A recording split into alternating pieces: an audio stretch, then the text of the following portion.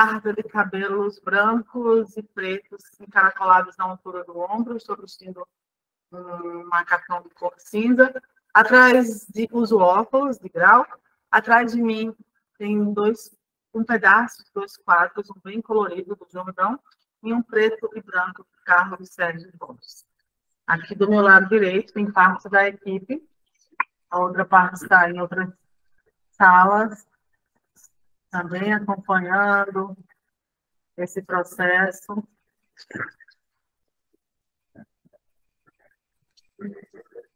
E aí a gente começa agora de tarde, mais um momento muito importante de debate, dessa vez, né, com a Câmara de um nome bem grande. Eu acho que é a Câmara de maior nome que tem aqui. Por favor, dar o documento aqui para vocês.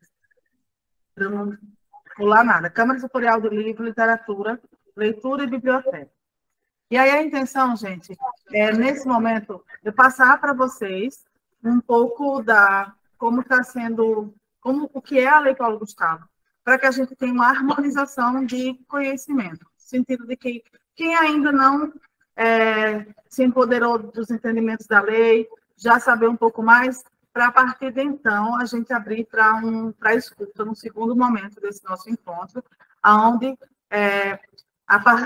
no momento X da apresentação que a gente vai falar para vocês, vai se abrir para perguntas, e a cada 3 perguntas a gente responde do lado de cá. Então, vou estar conduzindo esse nosso momento. E, no começo, dando um parâmetro geral até para entender como a literatura dialogaria com a Paulo Gustavo, que tem algumas características diferentes da Audubon. Tá? Desejo para a gente uma boa tarde de trabalho. E a intenção é que haja um diálogo do lado de cá, explicar como é que está, né, a lei, conforme dito, e do lado daí vocês nos ajudarem a entender aqui essa realidade do setor, para que a gente possa utilizar os recursos da Paulo Gustavo da melhor forma possível. E aí, através desse diálogo, dessa troca, a gente poder fazer uma conexão mesmo e ajudar a desenvolver uma política pública. E esse formato que a gente escolheu para Paulo Gustavo, de Câmara Setorial, é um formato também recomendado pela própria aplicação da lei, que haja esse diálogo com a comunidade. E uma Câmara Setorial é um agrupamento, né, assim denominado pelo Conselho Nacional de Política Cultural, que são pessoas que têm alguma ligação com um determinado setor. Nesse caso, livro, literatura, leitura e biblioteca. O nosso grupo aqui que nos une. Seja enquanto escritor, seja enquanto escritora, seja enquanto editor, enquanto editora, enquanto diagramador, diagramadora, revisor, revisora, ilustrador, ilustradora, um gestor, gestora e diversas outras camadas, né, desse segmento, para que juntos e juntas a gente possa chegar em alguns denominadores comuns em relação à realidade da Paulo Gustavo. Uma Câmara Setorial ela vai nos ajudar a gente a ter os subsídios para desenvolver uma política pública, tá? Vai nos ajudar a ter estratégia. Então, por isso também, por que a gente não chega enquanto gestão para cá, já com uma proposta no primeiro encontro, dizendo, olha, a gente quer esse caminho aqui para o setor. Não, porque a gente quer também ter esse momento de escuta, e a Lei Paulo Gustavo prevê esse momento, inclusive no próprio cronograma que eles colocam de passo a passo, esse diálogo, essa escuta, recomenda-se vir após a chegada dos recursos nos entes, no caso aqui no Estado. Não chegou ainda no Rio Grande do Norte, o plano de ação lá está, mas os recursos não chegaram, e a gente entende a celeridade que todo mundo está dessa lei funcionar, afinal ela é emergencial, ela vem para suprir uma lacuna deixada, né, numa cadeia produtiva da pandemia. Mas, do lado de cá, a gente está fazendo a coisa mais alicerçada possível no que deve ser feito. A lei ainda está passando por alterações. Então, da lei, a publicação do regimento, do regulamento da lei, já tiveram mudanças. Do regulamento para cá, já tiveram outras mudanças, outros recortes, outros olhares, para que os próprios órgãos de controle possam ver a versão final do que a gente vai produzir, avaliar as nossas propostas e as exigências, é preciso também que esse jogo, esse game das regras parem. E ainda sairá uma instrução normativa sobre acessibilidade e uma outra sobre ações afirmativas, de forma que o jogo ainda, no fundo, ainda está sendo formatado pelo MIT, tá? Mas a gente aproveita esse momento e tem esse momento como um balizador daquilo que vocês trazem para a gente, para que a gente possa comparar com aquilo com que a gente está pensando, estudou da Aldir Blanc, estudou de editais de outros estados, e também nisso tudo é achar um equilíbrio entre todas essas câmaras setoriais que a gente está conversando, os segmentos, e principalmente dentro do recorte do que é Paulo Gustavo, tá? Então, a Câmara Setorial, ela tem essa função de nos ajudar a formatar as políticas e editais para o setor. E com isso, um grande objetivo, né, com isso tudo, é a gente avançar nas políticas públicas, é a gente avançar de onde a gente parou.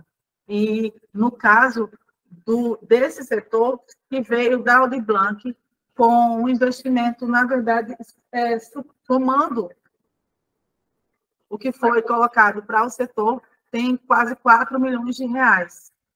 E aí, da Aldir Blanc.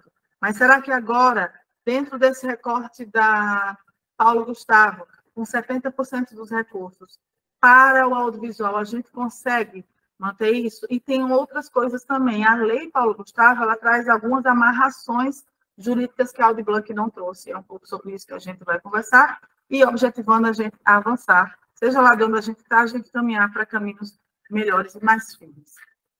E aí, por favor, próximo slide. E aí é preciso com que haja também articulação.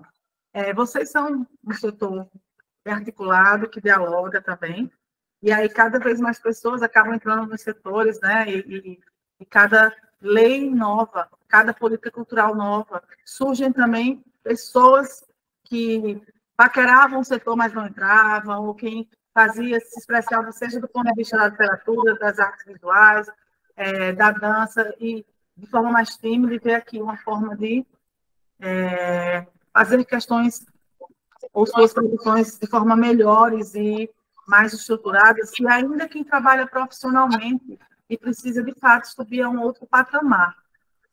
Tá? E aí, esse debate é para a gente ter um pouco do equilíbrio entre todos esses entes, porque na política pública é bastante diversa. Só que, além desse momento que estamos nós aqui, é preciso que vocês façam essa articulação e conversem entre vocês, e podem vir com uma proposta também, e a partir do que a gente vai conversar aqui, vocês recentemente entregaram, né, um documento chamado Trabalhar com Livros, é um ato coletivo, que traz algumas questões já sugestivas da LPU, e aí eu vou também comentá-lo em algum momento desse nosso encontro, tá? Mas, ademais disso, fazer o que vocês continuam fazendo, que é conversar, dialogar e sugerir políticas públicas. E aí, conforme colocado, gente, a gente vai fazer o seguinte: a nossa metodologia, eu vou explicar a Paulo Gustavo aqui, dialogando com o setor, tá?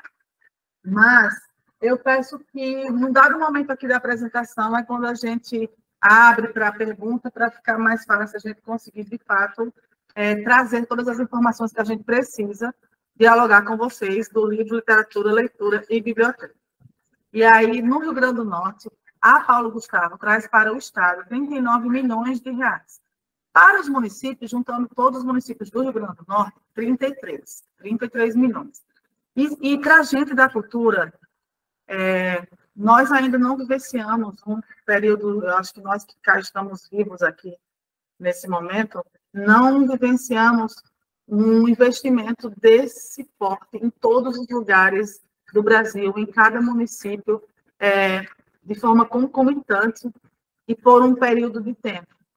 Porque a gente teve a Aldir Blanc, e aí a Paulo Gustavo agora, as duas emergenciais do Covid. Aí a gente vai ter 5 anos da Aldir Blanc com uma forma contínua também de política pública, no mesmo formato, levando dinheiro para os municípios e para o Estado, onde serão mais de 30 milhões para o Rio Grande do Norte também. E aí, quando a gente pensa nessa continuidade de 6 anos de política pública, a gente consegue ir programando também as nossas demandas e necessidades, porque são muitas, de muito tempo, sem investimento, né, desse montante na cultura, em algum lugar, em algum estado, em algum município, pode ter valor iguais a esse, inclusive superiores, né, proporcional à quantidade de habitantes.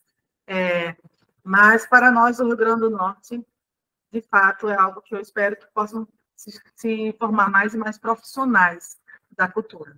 Só que a Paulo Gustavo, ela tem um recorte diferente da Aldir Blanc, porque 70% dela é para ser utilizada no audiovisual, porque o recurso da Paulo Gustavo veio do Fundo Setorial do Audiovisual, que é um fundo onde tramitam tributos para fomentar o próprio audiovisual, e assim mais tributos iriam acontecendo, mais produções iriam acontecendo, e a roda ia girando.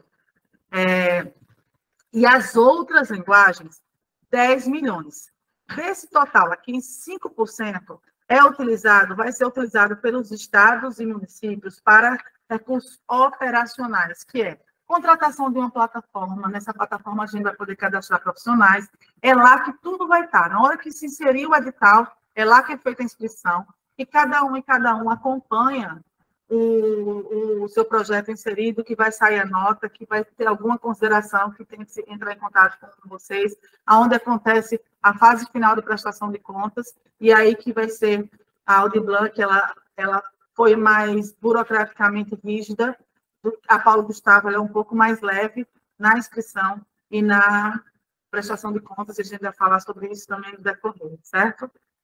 E o desafio é com que esses 10%, como, por exemplo, esse setor, dialogar com o audiovisual. E há muitos caminhos para isso. Porque, poxa, livro, literatura, leitura e biblioteca é onde a gente encontra a fonte matriz para muitas histórias, e é onde também está no meio, como linguagem, como meio transmissor de várias outras histórias, e pode ser os locais de desaguar todas essas histórias audiovisuais. Então, é um setor que dialoga muito. E quem conhece pessoas do audiovisual já pode ir conversando, se articulando para falar sobre diversas possibilidades. E quem prefere fazer seus próprios audiovisuais, também, eu acho que aproveitar agora, eu sempre dou a dica do básico, que é o que a gente vive no nosso tempo e espaço agora, que é o YouTube. A gente coloca no YouTube como fazer um roteiro de curta-metragem, como captar áudio, como tantas coisas que é possível aprender. Obviamente que nada e o melhor mesmo são os cursos convencionais, o que você reúne, professores, você tira dúvidas, você pega o equipamento, todas as possibilidades. Mas hoje há caminhos para todo mundo se preparando para fazer com que esses 30% estão de azuis e esses 70% que estejam de laranja virem uma cor mais amálgama, se misturem mais entre as linguagens, porque aí fica tudo mais equiparado, mais equilibrado, tá? E aí o inciso 1 do audiovisual versa sobre produções. E para a produção de obra audiovisual, a cartilha da semana passada, da SAV, do Setorial do Audiovisual do MINC, a Secretaria de Audiovisual do MINC, coloca como obra audiovisual aquele produto em áudio e vídeo que teve, de fato, uma preocupação com a linguagem, que se teve uma direção de fotografia, uma captação de som profissional qualificada, que há uma narrativa, uma edição, que houve cenas escolhidas e colocadas numa ordem X, com um determinado raciocínio de roteiro. Não é que ninguém vai ficar olhando, dizendo, esse teve ou não teve um diretor de fotografia. É um cuidado estético dentro de tudo isso que transforma uma linguagem. É a diferença entre colocar uma câmera no lugar, ou um celular, e deixar registrado, independente se tem essa preocupação com a estética e com a qualidade, e, de fato, haver essa preocupação. Lembrar que a gente não está falando sobre equipamentos. Celulares são meios de realização de filmes. Filmes que circulam em festival. Hoje, a maior parte dos celulares tem uma qualidade melhor do que diversas câmeras amadoras. Então, não é sobre o equipamento que se usa, mas é sobre o conhecimento técnico de utilizá-lo da melhor forma possível, com preocupação estética e técnica, gerando um produto enquanto obra. Eu compararia aqui aprender a escrever. A gente aprende a escrever juntando as letras, e aí vai juntando palavra, texto, e no fundo, a maioria de nós escreve, mas nem todo mundo é um escritor, é uma escritora. É preciso trabalhar, né, uma linguagem, uma técnica, e a partir disso ser considerado ou a si mesmo, ou se considerar, ou ter um produto que diga qual tal. É a mesma coisa dentro desse conceito de obra audiovisual, tá, gente? Para entender esse olhar mais profissional. E tem uma das possibilidades de utilizar esse primeiro inciso, que é desenvolvimento de roteiro. E no desenvolvimento de roteiro vem desde a possibilidade de cada história que vocês escreveram, cada história que vocês editaram, cada história que vocês narraram, cada história que vocês diagramaram, cada história que vocês versaram sobre, opinaram, foram personagens, se é a possibilidade de virar um filme. O desenvolvimento de roteiro não implica na realização do filme em si, significa na entrega de um novo produto escrito, certo? O roteiro é o filme no formato impresso. É lá que tem todos os diálogos, ou quando é ficção, quando é documentário, todas as indicações de quem a gente vai entrevistar, do que a gente quer. E aí, aqui existe, né, uma infinidade de pessoas que podem caminhar por esse caminho, de se transformarem em desenvolvedores de roteiro de audiovisual. E para isso também, como vai ter a categoria aqui, produção de curta, média e longa-metragem, dialogar com o pessoal do audiovisual ou vocês mesmos e transformarem, já pensando na possibilidade de transformar o poema de vocês, a crônica, o conto, o quadrinho, a história infanto-juvenil, em formato de curta-metragem ou de média e longa, e já fazer isso dialogando com a equipe de audiovisual, que vai ser esse também um projeto. Então, tanto pode existir o caminho do desenvolvimento de roteiro, quanto pode existir o caminho de curta, média e longa, e aqui são possibilidades, nada disso está definido. É justamente através dessa escuta, dessa opinião, até saber de vocês, se alguém quiser colocar aí no chat, por exemplo, dialogaria bem com vocês, desenvolvimento de roteiro, que é o 1, e a produção de curta, média e longa, 3, o que é que vocês, né, colocam aí? Mas tem outros caminhos também, que é série, websérie, produção de games. Então, esse ano, a Paulo Gustavo também vem com essa questão específica, que é a produção de games. Então, existem profissionais de games, de jogos do Rio Grande do Norte, pode sim dialogar com essas pessoas para se criar uma história. E que game é esse, que jogo é esse que é criado, baseado em alguma coisa que vocês criaram também, além da possibilidade de videoclipe.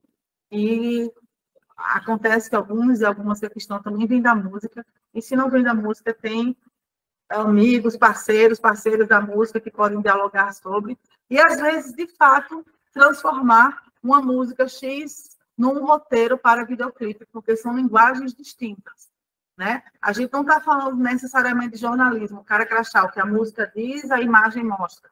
Esse é um caminho, mas existem outros, do campo de vista mais simbólico, e vocês podem ser profissionais executores ou contratados para tal, certo? Além de outros formatos de produção audiovisual também, que a gente tem dialogado até então, identificado possibilidade de videodança, videoarte, experimental, realidade aumentada, até então que tem chegado até aqui.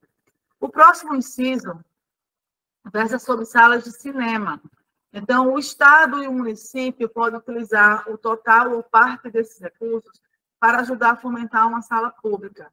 Nós estamos dialogando e pensando na possibilidade de sugerir que o TCP, o Teatro Cultura Popular Chico Daniel, vire um cine-teatro. Gostaria de saber de vocês, o que é que vocês acham disso, até comentar aí no chat. Por quê? Quando saiu o decreto, colocava que qualquer espaço com habilidade para virar uma sala de cinema poderia concorrer a isso. A cartilha já cortou e colocou outro caminho. Apenas lugares onde já aconteceram exibições regulares de filmes podem utilizar esse recurso. A gente estava fazendo uma pesquisa em diversos prédios do Estado, tendo essa possibilidade, de fato, ver um lugar que pudesse ser aproveitado para tal.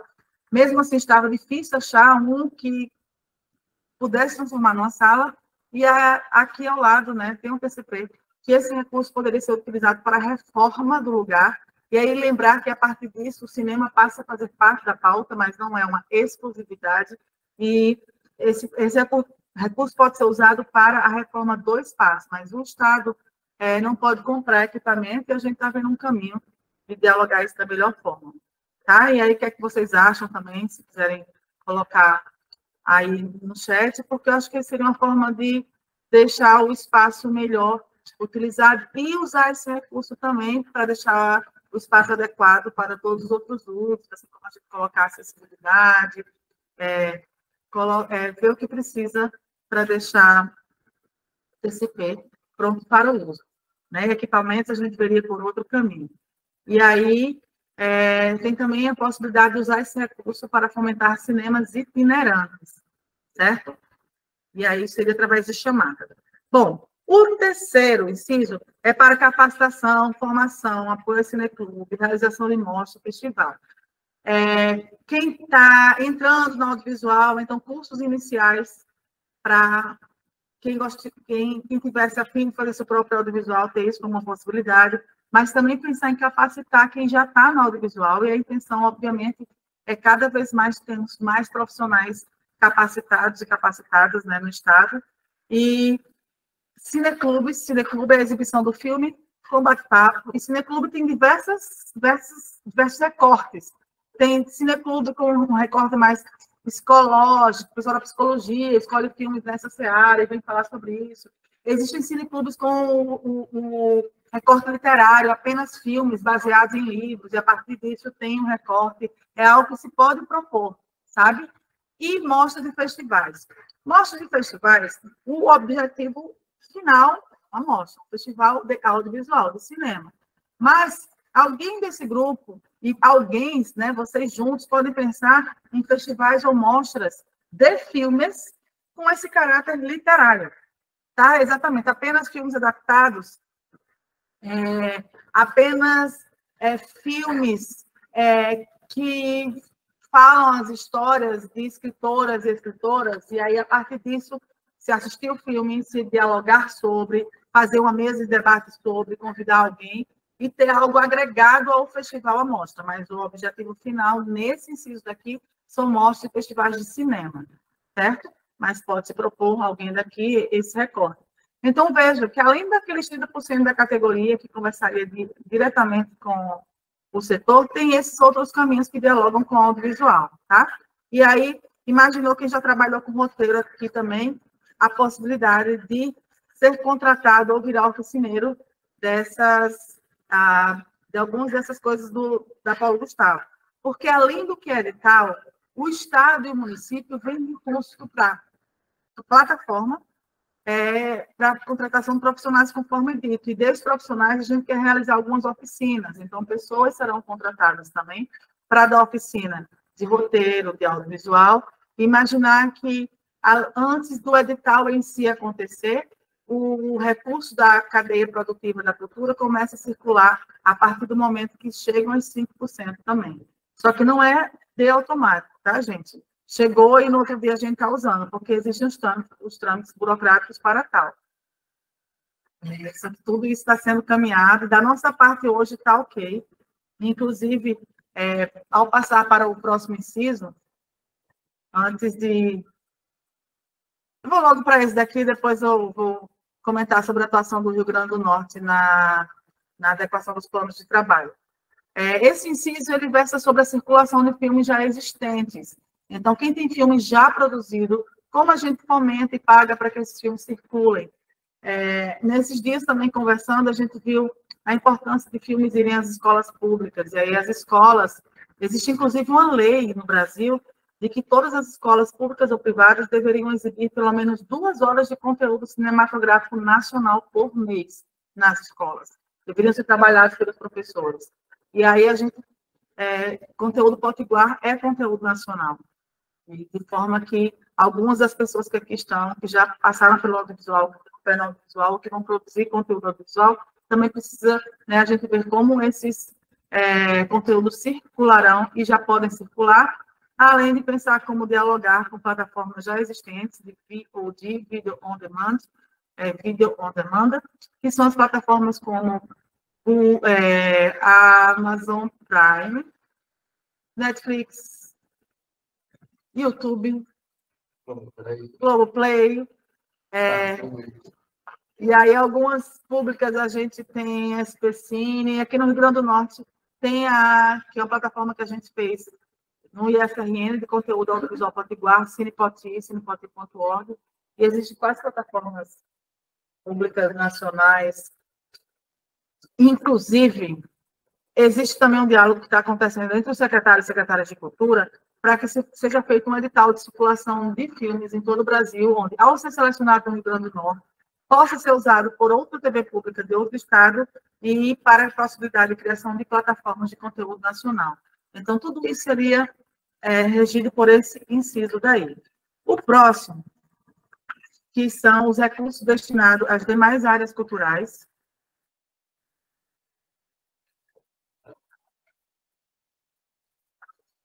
É onde iria apoiar e financiar ações culturais, cursos, produções, manifestações culturais, atividades artísticas, iniciativas de circulação, que sejam, aqui a lei prevê o ponto de vista presencial ou digital, porém, a prerrogativa agora, a solicitação do MINC é que nós caminhemos para, do ponto de vista presencial, certo? Porque o Ministério, a Organização Mundial da Saúde já declarou o fim da pandemia do Covid, não o fim do Covid, mas o fim da pandemia, de forma que agora se colocar mais ações presenciais.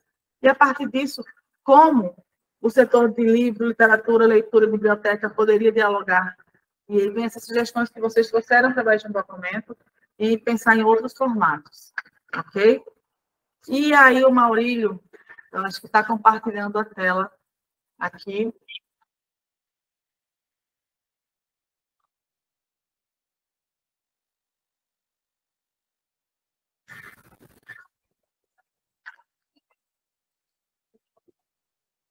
E aí, até fazer um comentário mais rápido aqui sobre algumas sugestões que foram entregues no documento Trabalhar com Livros é um Ato Coletivo, no dia 14 de junho, que coloca paridade com outras manifestações artísticas.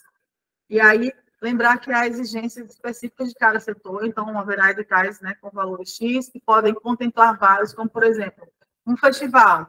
Pode haver um festival de capoeira, um festival literário, um festival de dança, circulação.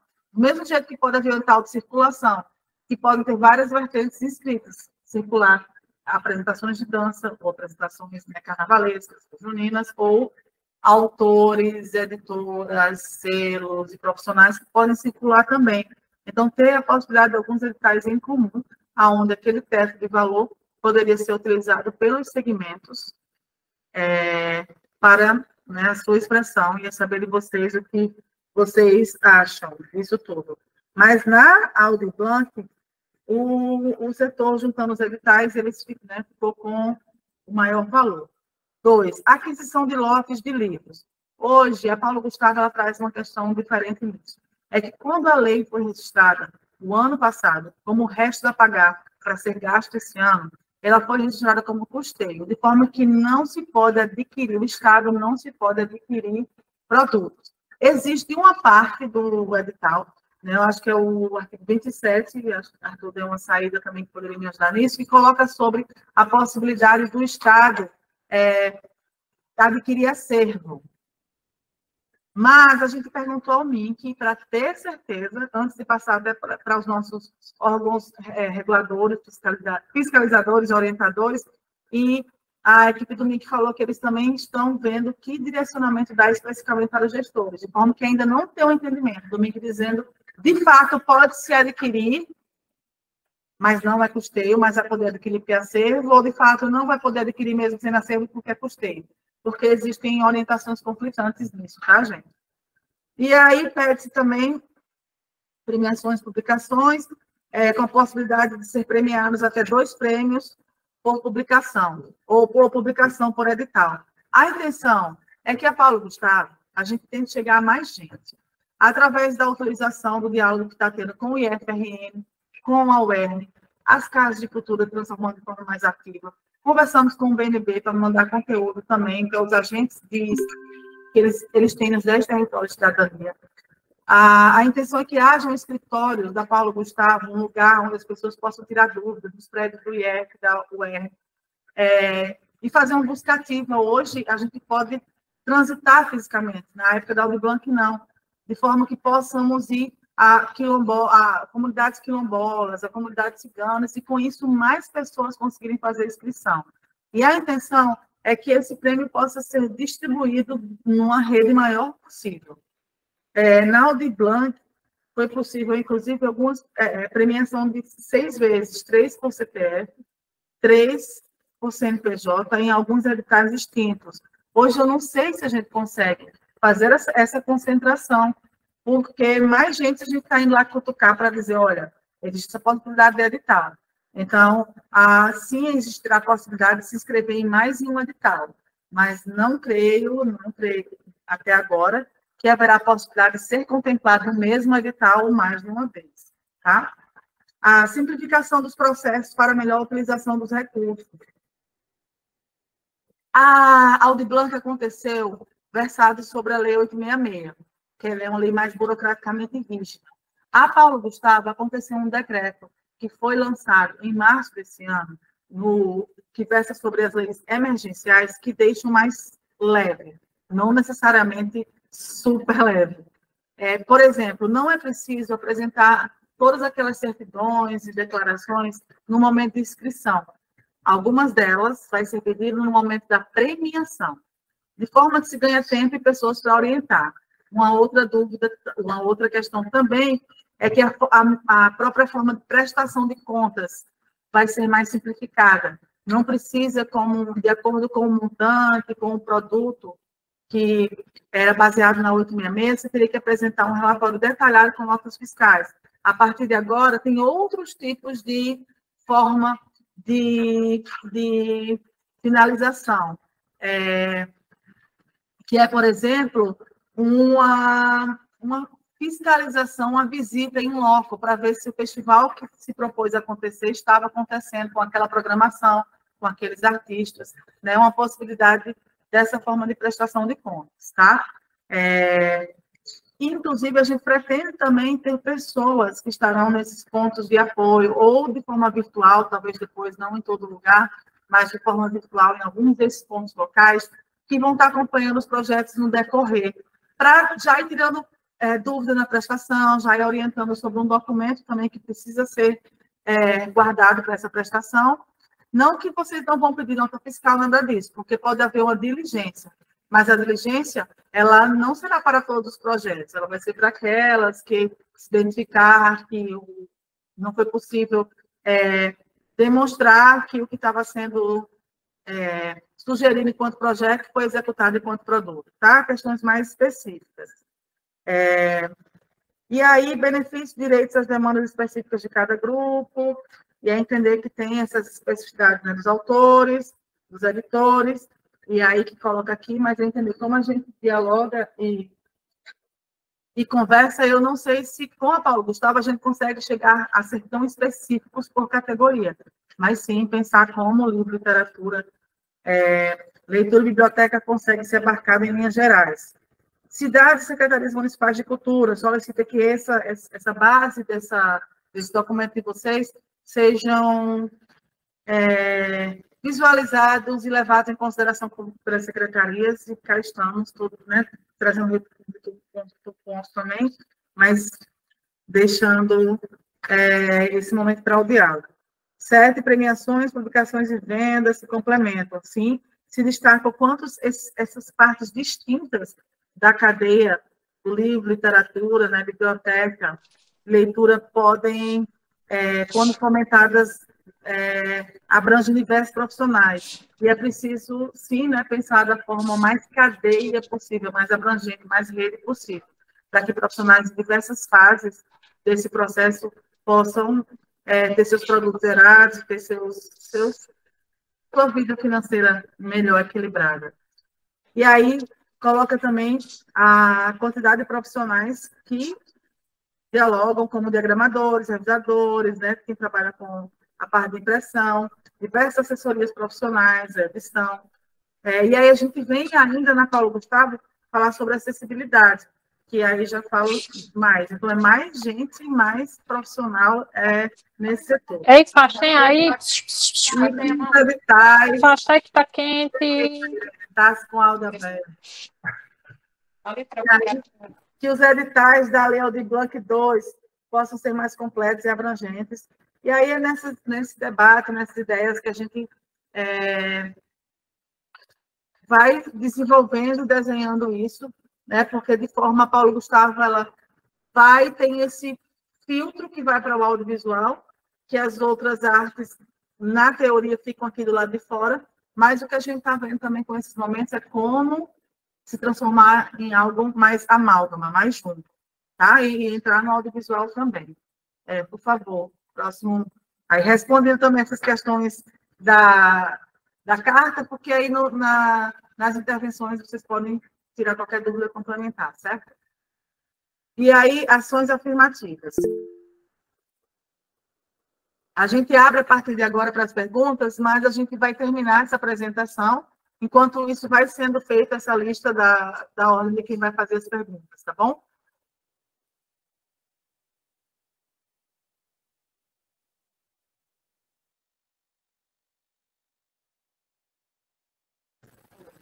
Nas ações afirmativas é onde a gente vai dar voz, vez, narrativa a povos, grupos que ao longo da vida ficaram mais invisibilizados, tá? De forma a democratizar mais as histórias e narrativas.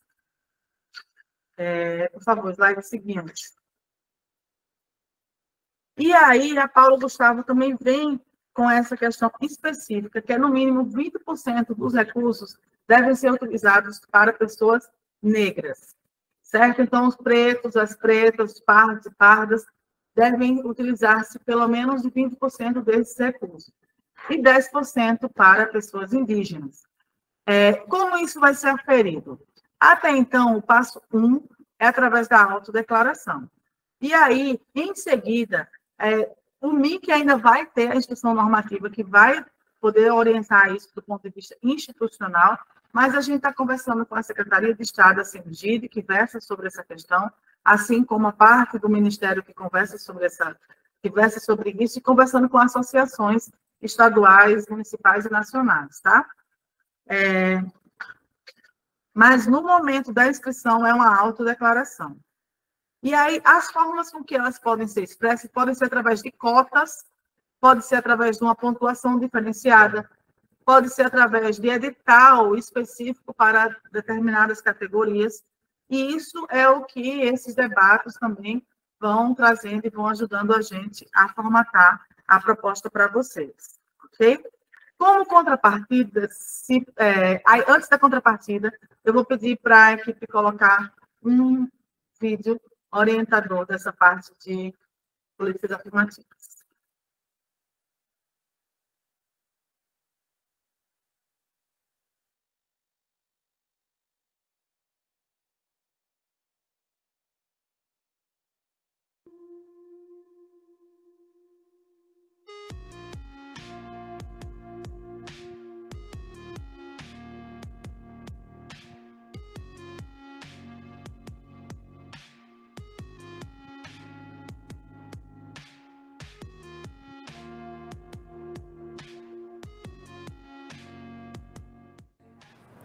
O conceito de raça que usamos hoje vem das ciências humanas e sociais. Portanto, é um conceito de construção social e se baseia no fenótipo das pessoas, como, por exemplo, na cor da pele, na textura dos cabelos, na formação da face, dos olhos, do nariz, da boca, entre outras características. Então, o fenótipo é o conjunto de características do indivíduo. A raça se refere a um grupo de pessoas que tem características físicas e traços de fenótipos semelhantes.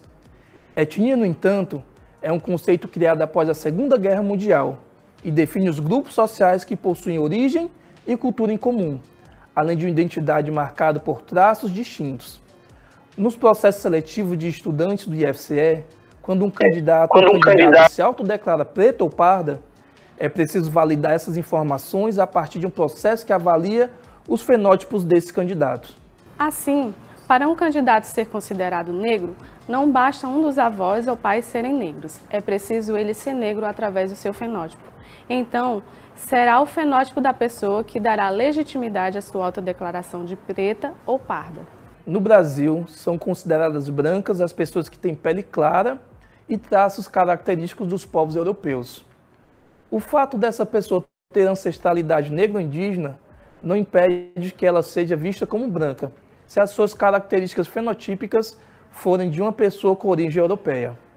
Os povos indígenas do Brasil pertencem a variados grupos étnicos, que habitam o país há milhares de anos. Somente o Ceará tem 14 etnias.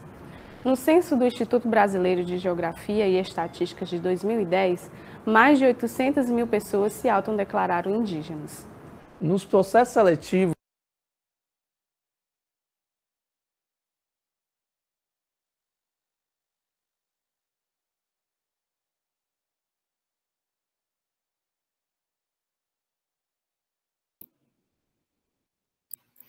Está sem som.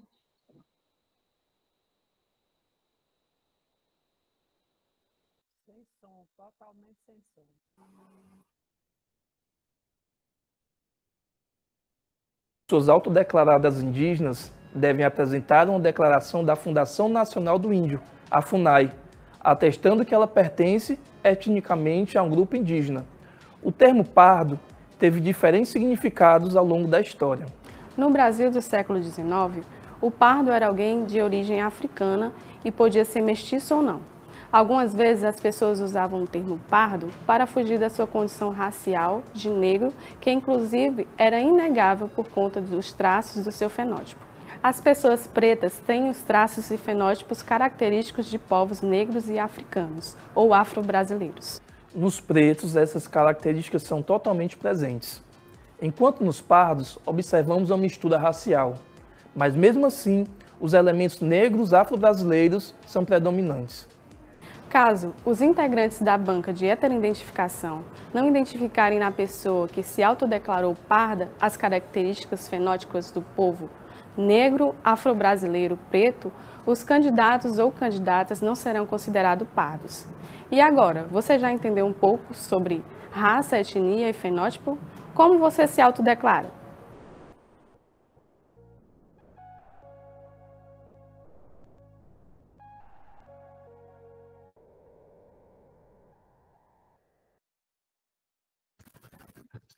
E aí eu peço, por favor, que a Adler vai trazer uma palavra complementar.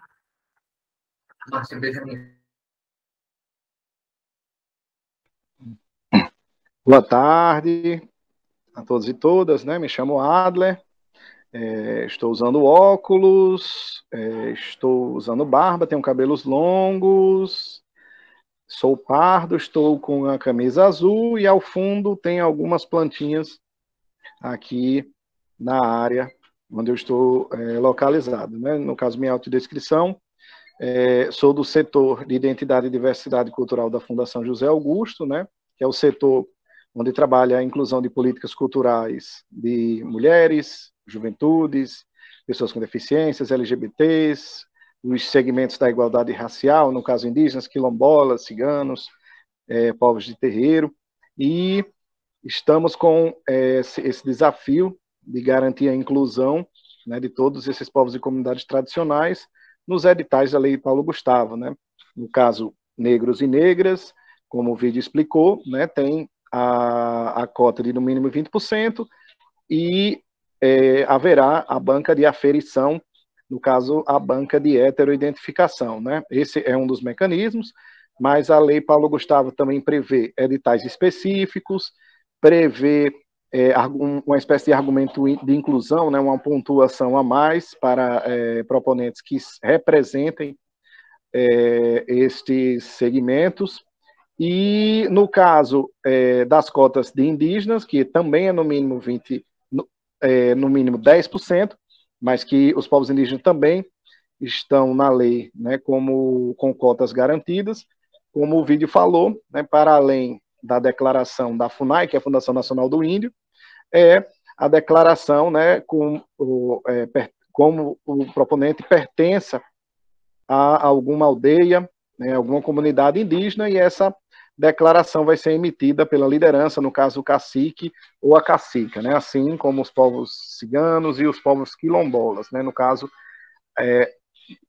para além do documento de autodeclaração, né? Para a comprovação, né, que esse proponente realmente, né, para que haja veracidade na avaliação do seu segmento, irá passar, né, por essa avaliação, no caso de uma comissão que vai estar avaliando essas declarações. No caso, estas políticas estão estabelecidas no artigo 9, né, da Lei Paulo Gustavo, e o nosso setor está disponível, né, para fazer os diálogos. Já estamos em diálogo permanente com o CEPI, que é o Conselho Estadual de Igualdade Racial, com a COEPI, com outras instituições, né, associações de negros e negras, indígenas, ciganos, justamente para a gente chegar numa conclusão para que a gente possa botar os editais na praça, né? Ainda, né, estamos aguardando uma normativa do Ministério da Cultura estabelecendo critério por critério, né? Por enquanto a gente está nesse momento de escuta e recebendo contribuições das câmaras setoriais nesse exato momento, e a partir de quarta-feira já iremos estar dialogando com cada segmento desse da diversidade para estar pensando juntos como é que a gente pode garantir a inclusão de todos os povos e comunidades tradicionais nos editais da Lei Paulo Gustavo. Então, seria mais ou menos isto, e estou aqui, né, para possíveis perguntas e para contribuir com o debate. Seria isto.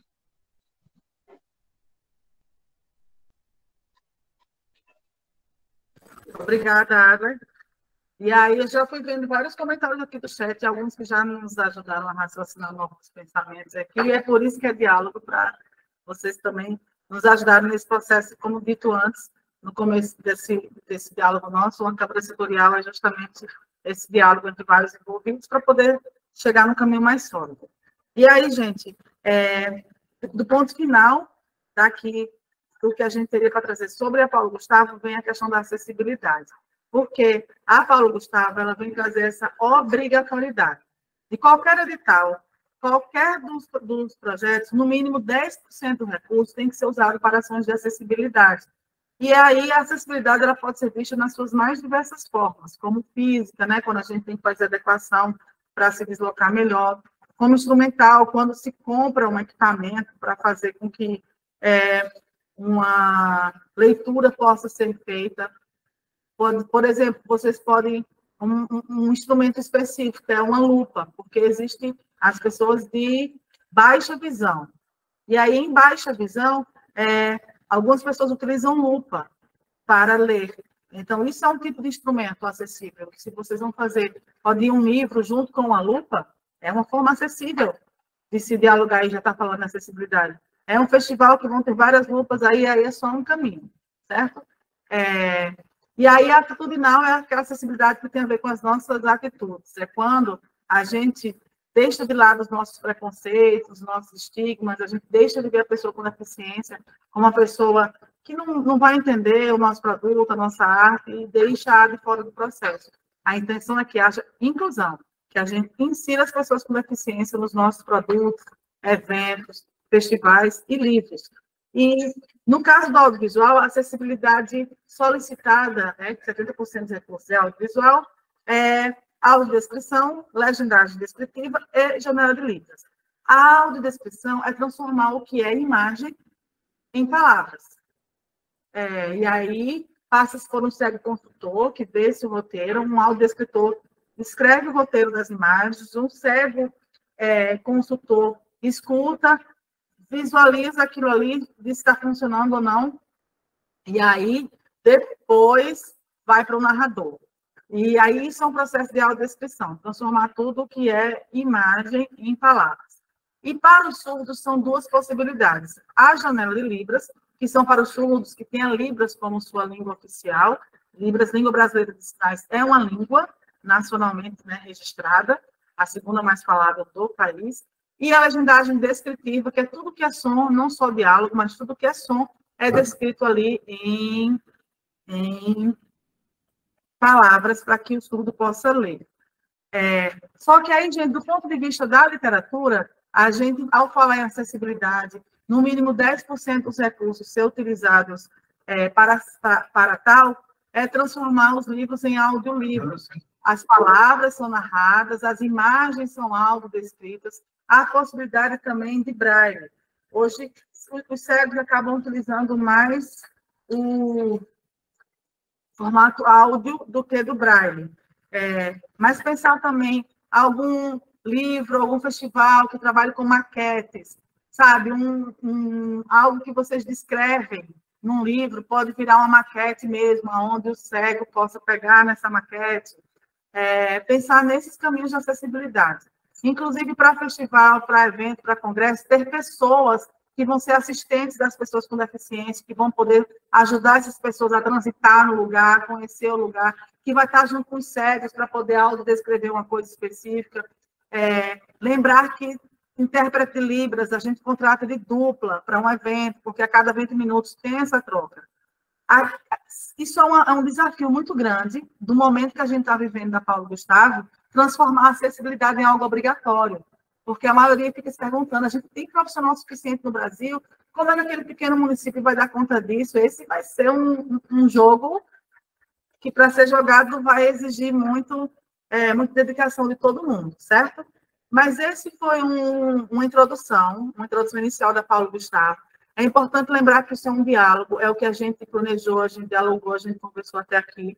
E trago aqui essas considerações para escutar vocês e, a partir daqui, a gente fazendo adequações. Conforme colocado, né, e há esse aperreio no coração de muita gente, poxa, os editais quando saem, mas algumas regras, algumas questões do MINC ainda estão sendo pontuadas, algumas instituições normativas, e ainda estão chegando para a gente. Sim, é julho, imaginava que por esse momento a Lei Paulo Gustavo já estaria acontecendo, mas a própria formação do MINC, tem que lembrar que o MINC foi extinto, ele deixou de existir, e aí, desde a sua criação, achar o lugar físico, pessoas vindo, escrever os editais, fazer a Paulo Gustavo, foi com mais lentidão do que eles mesmos declararam no começo. Algumas participações do MINC no decorrer, quem pôde estar presente no SEBRAE, com pessoas do MINC que vieram falar da Paulo Gustavo, algumas coisas da lei já mudaram depois daquele dia. Então, nós, gestores, ainda também estamos nesse diálogo, nessa constância de debate, mas é assim que a Paulo Gustavo está nessa realidade. E aí, antes de começar a responder as perguntas, trazer mais informação também, que é para Paulo, no Rio Grande do Norte, a gente tem procurado fazer esse diálogo com todos os municípios, ajudando a fazer plano de ação, explicando sobre a Paulo Gustavo, fazendo intermediação com o MINC, indo em vários municípios do ponto de vista presencial e ali juntando pessoas dos municípios ao redor, para que o recurso, de fato, possa ser utilizado por cada trabalhador e trabalhadora da cultura no Estado e no município. Porque, com exceção de quem trabalha, por exemplo, quem trabalha aqui na Secretaria, na Fundação José Augusto, não vai poder participar dos editais do Estado, mas vai poder participar do município. Mas se você não trabalha aqui, você vai poder participar do Estado e do município. E o Rio Grande do Norte, na última, numa matéria recente da Folha de São Paulo, né? Isso coloca-se como, por dados domingo, quarto do MINC, Ministério da Cultura, o quarto estado do país cujos municípios já aderiram. E aí a gente fez esse estudo junto com o MINC, quais não tinham aderido ainda, e hoje de manhã foi feita uma reunião presencial, uma reunião virtual com a presença de representantes de todos os municípios que não aderiram, para poder ajudar, entender, ver qual era a dúvida, de fato, para a gente zerar essa fila e cada trabalhador e trabalhadora possa acessar esse recurso de forma por esses dois caminhos, tá, gente? E hoje de manhã estavam 20 ainda que estavam sem aderir ainda, mas a reunião foi vários. Lembrando o nosso o DF basta, em primeiro é o DF, mas basta o DF se cadastrar para virar 100%. É um só, né? Bom, e aí, uma outra coisa que eu gostaria de lembrar para vocês é que a gente também está vivendo na atualidade a criação do nosso PPA, Plano Plurianual. E a cultura, ela é muito importante que ela exista e que vocês coloquem propostas. Quem está vendo aí a tela tem um QR Code, se puder colocar o celular aí em direção a esse QR Code, ou aí no chat, tem o link do PPA. Não ignorem essa informação, por favor. Peguem ela, vão para lá e entrem. E a gente vai explicar o como. É muito simples, um direcionamento bem simples, onde cada pessoa pode colocar até 3 sugestões no orçamento de onde se investir em cultura, ou votar em 3 já existentes. Por quê? Porque isso vai nos ajudar também a desenvolver essa política pública e também a governadora, os outros secretários entenderem que cultura é algo para ser investido, é necessário. A governadora tem esse entendimento, mas ela precisa desse reforço da comunidade, da população também, colocando lá as questões do PPA e que vocês acham importantes, tanto para a cultura de forma geral, como também específica da área de vocês. Então, por favor, vão lá, dão uma olhada no que já tem para a cultura. E peço que Jéssica traga essas informações complementares aqui. Boa tarde a todos, todas e todes. Clicando no link que está disponível no chat, ou então apontando a câmera para o QR Code, vai abrir essa página aqui. O primeiro passo, vocês vão clicar nesse bonequinho, esse ícone superior direito, fazer o seu cadastro, caso você não tenha, clicando em cadastrar. Então, botando os seus dados, ele vai fazer algumas confirmações. Clica em entrar. Logo em seguida, vai para participação virtual, clica em participar, proposta da população. Aqui você vai colocar a sua cidade, clica em iniciar, e vai aparecer essa página aqui, onde você vai ter algumas sugestões que já foram enviadas pela sociedade, onde você pode ler e votar, caso lhe agrade, ou então clicar em fazer sugestão para enviar a sua. Então, você seleciona o tema, cultura, e descreve a sua solicitação, sugestão, em até 400 caracteres e envia.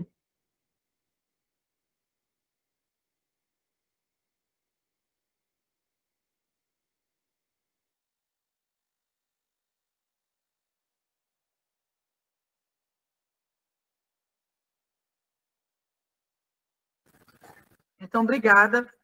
Vão aí no PPA, gente, por favor, e façam as sugestões de vocês. E aí, vamos começar agora a responder as perguntas de vocês. E aí, lembrando que, né, a intenção é que a gente possa pensar a melhor forma de utilizar esses recursos. Na Aldir Blanc, o setor, de alguma forma, versou em 4 milhões, mas de forma direta, nos 2 editais diretos, de apoio à publicação e de compra, de aquisição, foi 2,5 milhões, o restante foi dialogando com outras categorias, foi através de forma transversal. Aí essa transversalidade que a gente tem que buscar aqui, como o livro literatura dialoga com essas outras, inclusive já vi que chegou aqui no chat também, uma lei estadual que versa sobre livro, não sei gostei, eu gosto dessas pessoas que nos ajudam, e é isso, a gente tem que pensar junto, e tudo isso a gente leva para o nosso jurídico, vou até pedir para já dando uma olhada. Mas os 3 primeiros a fazer a pergunta é o José Ivan, a Eva Potiguar e o Márcio Benjamin. Por favor, até 5 minutos cada uma, junta essas 3 e volta para cá. Muito obrigada, gente, por esse diálogo, esse debate. Boa tarde a todos, a todas e a todos, né? Meu nome é José Ivan Pinheiro. Estou vice-presidente da Academia Corrainense de Artes e Letras, diretor da UBE, União Brasileira dos Escritores, sou editor da revista Coco Cai Poesia e membro da Sociedade dos Poetas Vivos e Afins do Rio Grande do Norte.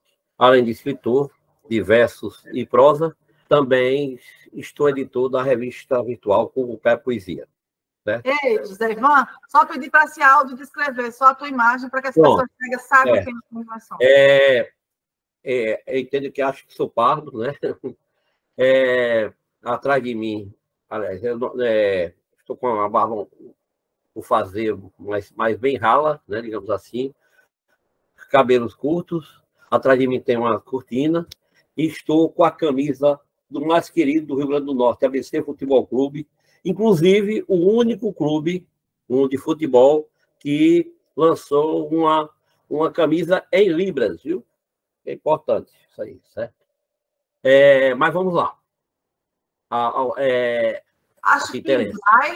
Acho que em braille. Libra não, desculpa, em braille, perdão, em braille, Libra não, em braille. Aprendendo as coisas todas, a gente botando no cérebro, essa coisa não. Em braille, acessibilidade. Mas o seguinte, aqui eu gostaria de falar sobre, primeiro, tudo sobre a importância desse nosso segmento, que é a rede.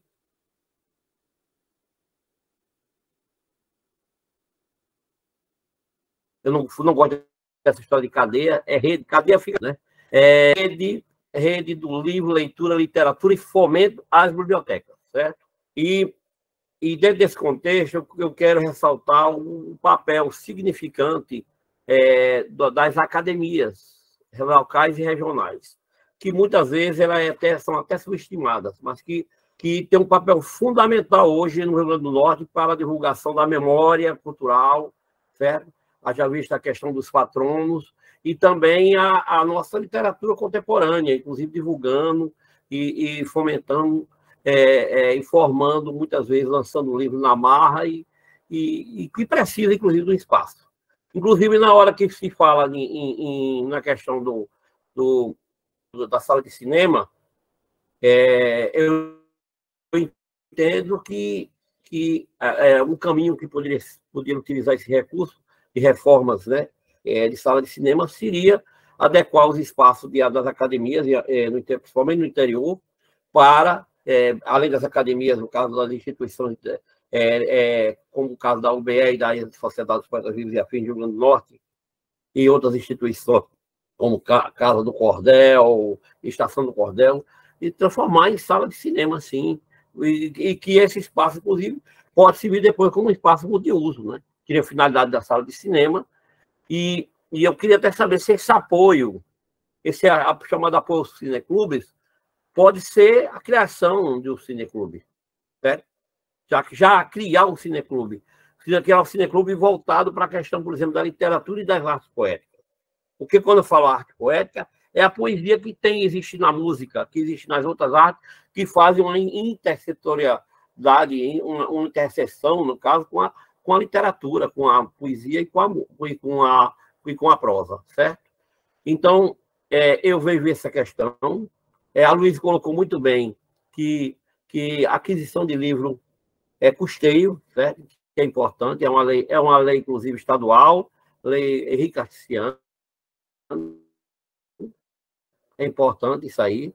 E uma questão fundamental é dizer o seguinte, que existe um documento da UBE, que nós fizemos um seminário, 3 dias de discussões, estamos tendo uma certa dificuldade para fazer a sistematização, a gente já estamos concluindo, ainda essa semana esse documento vai estar à disposição e nós queremos levar esse documento para um processo de discussão junto com a Câmara Setorial, para poder entregar, inclusive, à secretária, na secretaria, e à Fundação José Augusto, certo? É importante que esse documento está riquíssimo, traz coisas maravilhosas, não é só... eu respeito os documentos, outros documentos que existem aí, do pessoal que fizeram os documentos, eu acho que é importante, mas é importante a gente unir tudo e sair de uma forma ampla, unida, para que a gente possa fazer o melhor possível, né? Certo? Beneficiar o maior número possível de instituições. Fundamental falar da importância e até, desculpe-me o termo, secretário, mas até cobrar do governo do Estado, certo? Os festivais populares da literatura, certo? De literatura, o FLIP, certo? É fundamental, certo? Esse documento será partilhado, sim, nós vamos partilhar, certo? Nós vamos partilhar. Foi um documento feito pela UBE, juntamente com as instituições, com as academias, clubes de leituras, tem vários clubes de leitura, fundamental o clube de leitura, certo? Eu acho que nós podemos fazer muita coisa em termos de audiovisual, de artes visuais, né? E audiovisual, na questão exatamente dessa interseção, intersetorialidade, né? Por exemplo, bem claro, as histórias dos patronos, das instituições, das academias, riquíssima. Né? Oi, José, com licença. É que seu tempo já encerrou faz mais de 30 segundos. Vou concluir. Certo? Então, só quero dizer da importância disso aí e que, acima de tudo, a gente continue dialogando, conversando e que o recurso também, que tenha recursos para, veja com cuidado essa questão de recursos para que as academias possam fazer suas salas de cinema e, consequentemente, espaços multiuso, multiculturais. Obrigado. Obrigada, José Ivan. Aí, por favor, a Eva. Aí é uma questão de formação. Essa questão do PPA vai até que dia? A resposta é importante colocar, por favor, certo, secretária? Até dia 7.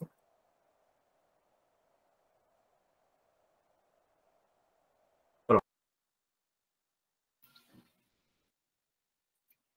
Iande Caruca, está dando para me ouvir? Oi, Eva, sim, ver e ouvir. Se áudio descreve, tá? Lembra, por favor. Eu sou uma mulher indígena. Estou usando uma camiseta amarela com brincos de penas de pássaros da nossa Mata Atlântica, pássaros como papagaios e ganso. Estou usando também algumas peças de sementes feitas por nossos artesãos. Tem uns olhos puxados. Atrás de mim tem, não sei se dá para ver, uma janela à esquerda de vidro. Muito obrigada por essa oportunidade. Eu quero ser breve o mais rápido possível, porque eu sei que tem muita gente precisando, necessitando falar. Primeiramente, são duas coisas que eu gostaria de deixar aqui. Primeiro, esse vídeo que passou do NEABI está totalmente equivocado. Eu peço que vocês façam uma revisão urgente desse vídeo. A data dele é de 2018, mas o conteúdo dele é do período da ditadura militar. No período da ditadura militar, e especificando também o golpe militar de 1930, e até a ditadura militar de 1980, até 1982, os indígenas eram considerados por fenótipos. Por quê? Porque devido a muito genocídio e a bastante abuso das mulheres indígenas, foi criado também a etnologia parda. Ailton Krenak fala bastante sobre isso e falou muito num seminário que teve em 2020, em plena pandemia. Nós estamos, inclusive, no Ministério dos Povos Indígenas, com outros olhares. Nós temos também a Associação Jurídica dos Povos Indígenas, a CINE. Quem quiser pode entrar no site da Assessoria Jurídica CINE. Eles têm uma nota técnica de resolução, inclusive denunciando e condenando esse olhar estereotipado, que é um olhar racista e faz parte do racismo institucional e um racismo estrutural. Nós não podemos aceitar, isso é retroceder, isso é novamente machucar as raízes dos povos indígenas, especialmente do Nordeste brasileiro, onde foi o maior número de genocídio e o maior índice de etnocídio, que não é a morte do corpo, como diz Ailton Krenak, é a morte da cultura de um povo, onde você mata o processo etnográfico daquele povo, tirando dele a sua língua, tirando dele os seus costumes, a sua cultura, a sua música, as suas raízes multiculturais, interculturais. E aí você provoca o etnocídio, que é a morte da cultura. Então, se a gente fosse basear nesse vídeo, a gente vai estar colocando aí um reforço ao crime do estereótipo que nós estamos lutando. Nós estamos lutando contra isso. Por favor, façam isso. Eu peço em nome de todos os povos indígenas, especialmente do Nordeste. Na ATL de 2022, eu estava lá. Nós tivemos um conflito com os caiapós, que diante a plenária, foram dizer que no Nordeste, olha só, 9 estados, no Nordeste não tinha indígenas, porque não se pareciam com indígenas, porque não tinha o cabelo liso dos indígenas do Norte. Então, gente, por favor, eu peço, por favor, não façam isso. E não é índio, é povos indígenas. Bem, e o segundo e último assunto, a questão é sobre se nós podemos, por exemplo, digamos, eu estou tanto na setorial de audiovisual, porque eu trabalho com produção de videoclipe, como eu estou também na parte de editorial, porque eu trabalho com escrita e produção, publicação de livros. Eu gostaria de saber se, independente de estar ou não em 2 setoriais, se existe um teto máximo de valor para um determinado, para os editais. Por exemplo, existe um teto máximo, tanto para a literatura, ou tanto para... Estou falando por pessoa, seja ele MEI, seja ele produtor independente. Então, eu gostaria de ter uma ideia sobre isso, que isso é uma dúvida, tá bom? Outra coisa, eu vou deixar alguns links aqui para quem tirar dúvidas sobre o que eu falei. Porque eu, como professora, formadora e escritora, não poderia me calar, gente. Isso me dói por dentro, tá? Então, ao EBT, muito obrigada.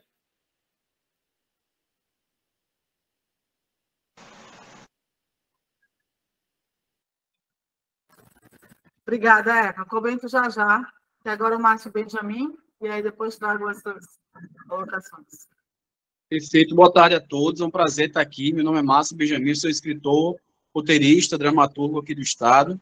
Eu sou pardo, estou usando óculos e grau, barba, bigode e uma camisa amarela com a referência aqui à Frida Kahlo. E eu queria fazer uma pergunta rápida que todos estão fazendo, né? Eu queria saber de Maryland e da equipe, primeiro parabenizar pela conversa que a gente está tendo. Eu acho que vocês foram importantíssimos também na lei anterior, né, na Aldir Blanc anterior, quando a Fundação conseguiu, rapidamente a gente conseguiu um retorno, né, financeiro, quando a gente estava bem precisado também, né, houve essa força-tarefa aí da Fundação para viabilizar, isso foi bastante importante. Peço aos artistas, né, reforço aos artistas, autores, que façam parte disso, né, que compareçam, que estejam aqui, que se informem sobre os editais. Mas, em contrapartida, eu preciso realmente saber, no máximo de objetividade possível, se vocês têm previsão para esses editais e para esse valor, né, o dinheiro para a gente fazer, e se tem previsão. Eu entendo demais que as leis estão mudando, que as situações estão mudando aí, e não pode ser feita coisa com responsabilidade, como a Fundação nunca faz, mas eu queria saber, eu acho que em nome de muitos, se há uma previsão, se vai sair esse dinheiro esse ano, se a gente vai conseguir trabalhar esse ano, ou se vai sair esse dinheiro esse ano para que a gente consiga trabalhar o próximo, e de que forma a gente pode permanecer com esse acesso à Fundação, para que a gente consiga cobrar de vocês, e vocês consigam também contar com a nossa ajuda, para que a gente junto consiga viabilizar isso da forma mais rápida possível. Então é isso, reitero aí os parabéns, e peço força dos artistas aí para a gente se una e permaneça com diálogo em direção a essa viabilização aí.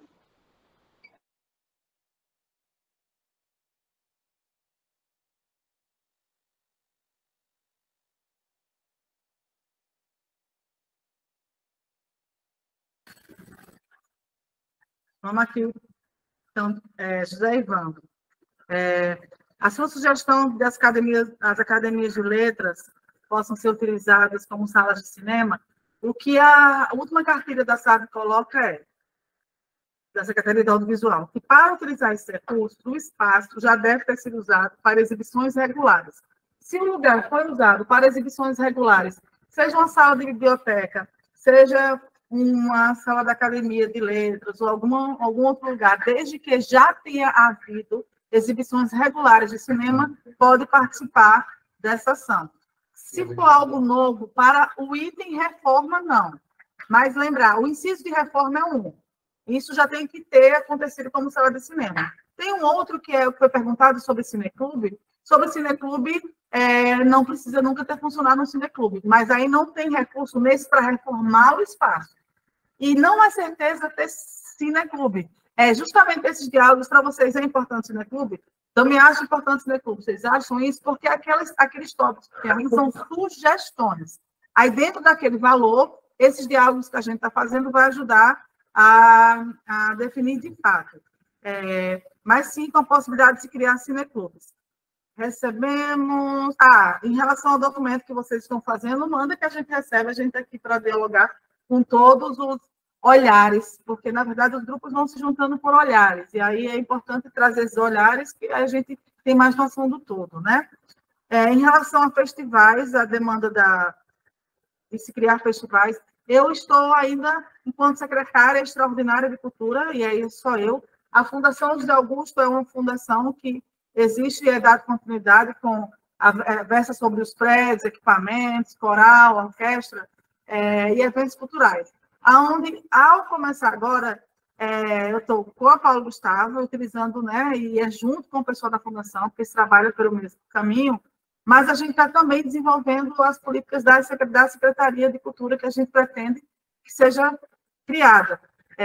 E aí, com isso, todas essas questões que vocês estão trazendo como uma necessidade estruturante versa sobre política pública, que da Secretaria em si ainda não existe orçamento específico para tal, mas não quer dizer que não possa ser feito nem realizado por outros caminhos, mas entendendo assim, que enquanto Secretaria vai ser muito importante, e é importante essa escuta, para a gente ver o que a gente tem que planejar, né, de execução.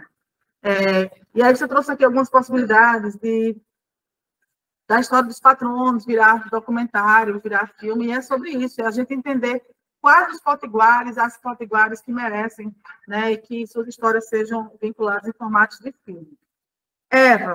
Eva, eu acho que esses diálogos servem justamente para abrir os nossos olhares e trazer referências novas, creio eu, e aí eu não vi o vídeo de novo, porque estou aqui escutando vocês, e o vídeo, quando fala sobre fenótipo, ele fala sobre o fenótipo de pessoas negras e pardas.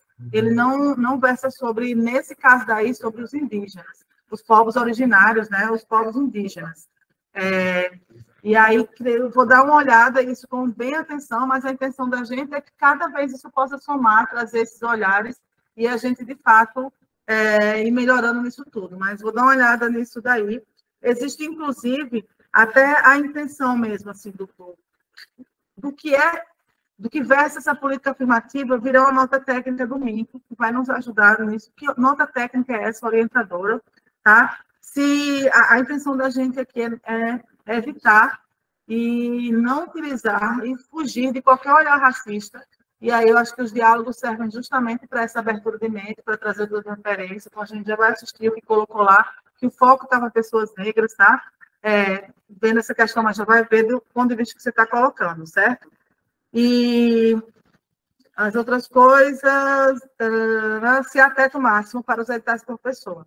A intenção, sim, é haver um teto máximo de projetos aprovados. Não necessariamente um teto financeiro, porque de acordo com o projeto da pessoa, às vezes a pessoa pode estar na categoria média-metragem, que é um valor X, e um outro edital, que é um outro valor. Mas quantidade de projetos, sim. É bom lembrar que, no teu caso, por exemplo, no mínimo 10% da Paulo Gustavo deve ser utilizado para pessoas indígenas, para os povos indígenas. Então, eu peço até a tua ajuda nesse processo também, se você sabe aonde nos ajudar nessa busca ativa. A gente sim já está trabalhando com a Secretaria, a CEMGIB de Mulheres, de Igualdade Racial, e lá tendo o pessoal nos ajudando nisso também. A UERN também a gente está dialogando para fazer essa busca ativa, e vendo o que está registrado, mas, obviamente, que todo olhar é bem-vindo para que a gente possa alcançar essa cota de no mínimo 10% para pessoas indígenas também. E aí, qual é esse teto? Esse teto, ele não existe ainda, porque a proposta, que até essa resposta daqui já responde em concomitância ao que foi colocado o Márcio, a previsão de editais e valores. Essa escuta, gente, é uma escuta que vai nos fazer organizar as informações que a gente tem e propor, então, esse segundo momento de editais, valores e recortes. Por que não se faz isso desde o começo? Por que a gente não trouxe isso aqui? Porque a Lei Paulo Gustavo coloca sobre ter esse momento de escuta, para a gente ver justamente essas questões que nos passam e que de uma instituição X, com os olhares X, algumas coisas elas merecem um olhar, e se já chega dessa forma, como aconteceu em alguns estados, como, por exemplo, né, em estado que já veio o gestor apresentando uma proposta, já foi tipo, muita gente rechaçou em Minas Gerais, como é que você vem com uma proposta e nem ter dialogado? E essa parte do diálogo, da escuta, faz parte do processo de construção e deveria, inclusive, do ponto de vista do cronograma, acontecer depois que o recurso chegasse, mas, conforme dito anteriormente, a gente entende que há pressa, então a gente não esperou o recurso chegar para fazer esse diálogo, já para ir ganhando esse tempo. O que é burocraticamente, a gente não pode andar, como, por exemplo, Benjamin, contratar a plataforma, para que vai fazer esse cadastro dos artistas que a gente quer que vocês se encontrem, sabe? Onde encontrar um técnico de som, onde encontrar um roteirista, aonde encontrar um cordelista, aonde encontrar um editor, aonde encontrar um escritor, e também colocar os editais, tudo isso. A gente não pode dar nenhum passo em relação a isso, porque é um processo burocrático. A gente não consegue contratar, por exemplo, esse pessoal que vai nos ajudar, seja como parecerista, seja ajudando as pessoas a fazer um projeto, seja fazendo uma busca ativa, porque não chegou nessa fase. Mas, do ponto de vista do diálogo, da construção, do raciocínio, de uma proposição, a gente, sim, consegue fazer, mesmo o edital colocando esse diálogo que a gente está tendo aqui como algo para acontecer depois do dinheiro chegar. Tá? A gente vai fazendo agora, porque, enquanto isso, o MIC termina algumas normativas, e a gente também, mas por que não fez isso 2 meses atrás? Porque a gente estava esperando com que isso ficasse o mais específico possível, para que as respostas fossem específicas, porque a gente sabe que respostas abrangentes deixam o coração numa tensão tremenda. E aí, especificamente também, no Brasil, imagina-se e pretende-se e está sendo caminhado para que os editais aconteçam entre agosto a outubro. Os editais sejam lançados nesse período. Que todo o processo seletivo seja feito esse ano e o recurso liberado para cada um até o dia 31 de dezembro, com execução no decorrer de 2024. Pode existir edital que a execução é ainda esse ano. Por exemplo, se a gente abre um edital para formação, para que pessoas deem aula sobre audiovisual, a intenção é que ele seja o primeiro que aconteça esse ano, certo? Mas editais mesmo de longa-metragem, de curta, média, produção, que é melhor formar primeiro mais pessoas para depois ir abrir para o de produção, etc., tudo isso pode acontecer, inclusive com mais calma. A gente sabe que audiovisual não se faz da noite para o dia. Audiovisual precisa de tempo e de pessoas. E aí a intenção é que faça essa transversalidade, certo? E aí espero ter respondido a vocês. Qualquer questão mais específica, por favor, venha aí no chat. E agora, os próximos 3 são Eita, aqui eu não consigo ver a letra. Mareob Cavalcante, ou é Marcelo Cavalcante? Marcos, na escrita daqui, não ajudou aqui a letra. Tudo bem, tem problema. Marcos Cavalcante, Luiz Elson e Ricardo Buiu. Por favor, Marcos, desculpa aí.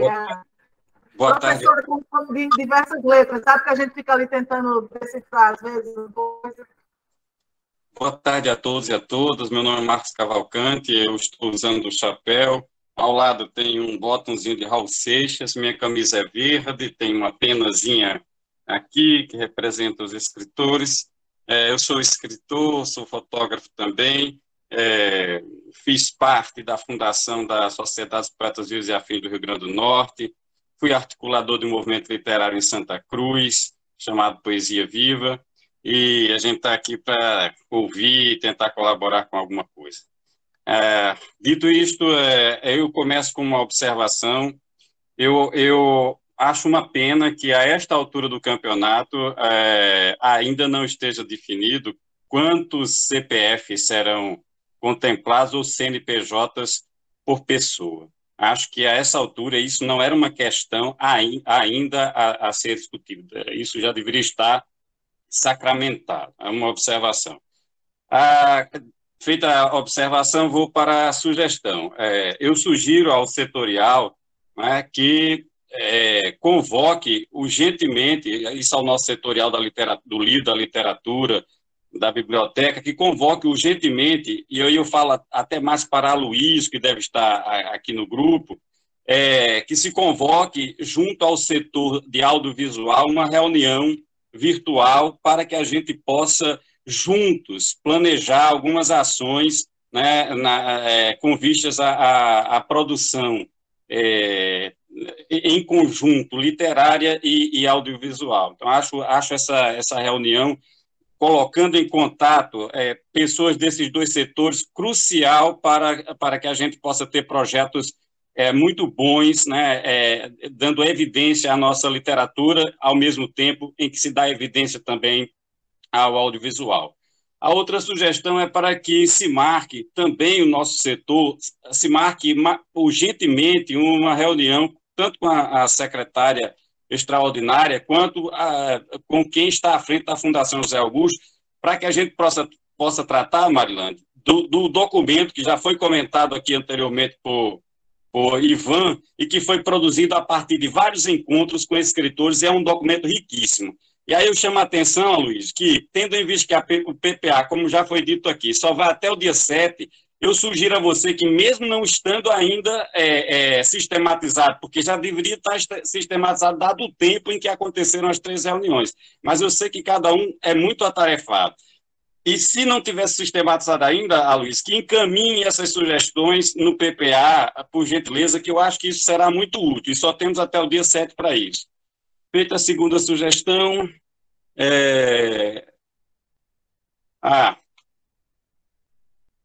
bom, são essas as sugestões, e eu gostaria de que a secretária desse especial atenção à questão das feiras literárias populares, porque esse é um desejo da governadora, um desejo que sofreu solução de continuidade no ano passado, quando aconteceu, acho que 1 ou 2 feiras ainda, então já há um know-how sobre isso, mas infelizmente nós estamos já iniciando o segundo semestre de 2023 e infelizmente o projeto das feiras literárias não saiu do papel. Eram essas as minhas observações, muito obrigado. Sim, desculpe, se tiver um momento ainda, eu ainda perguntaria ao Adler Sidney se dentro da Câmara do setor que ele representa dentro da Fundação José Augusto, há algum acolhimento para um outro segmento que sofre muito preconceito, e é um setor de minoria, que são os ateus, né? Uma vez que há para grupos do candomblé ou de religiões de matriz africana, imagino que deveria estar aberto também para budistas ou espíritas, etc. Eu pergunto a ele especificamente se os ateus têm também um acolhimento nesse seu setor. Muito obrigado. Espero ter ficado dentro do tempo.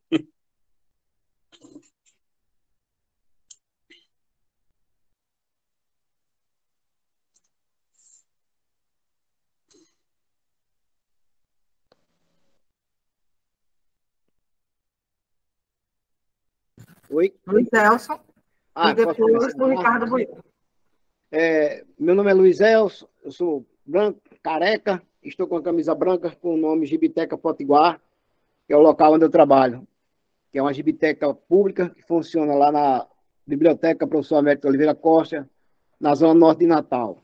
Inclusive, um outro local para ter lá uma sala de cinema. Já tem, inclusive, um auditório para 120 pessoas, como também tem um auditório na UERN, né? Um auditório na UERN ali também, onde já teve, inclusive, uma feira literária, lá tem um auditório na UERN, e são pouco ou quase não usados. O da biblioteca a gente usa muito, né? Mas o da UERN nunca prestou aquele auditório secundário UERN. Bem, então eu acho importante, né, aproveitar os espaços públicos, e as bibliotecas públicas das várias cidades. Eu dei essa sugestão, inclusive, no dia que eu estava das artes visuais, que você falou nesse tema, de usar as bibliotecas públicas, tá certo? Como espaços de cinema, né? Porque já está pronta, seria para readequar de forma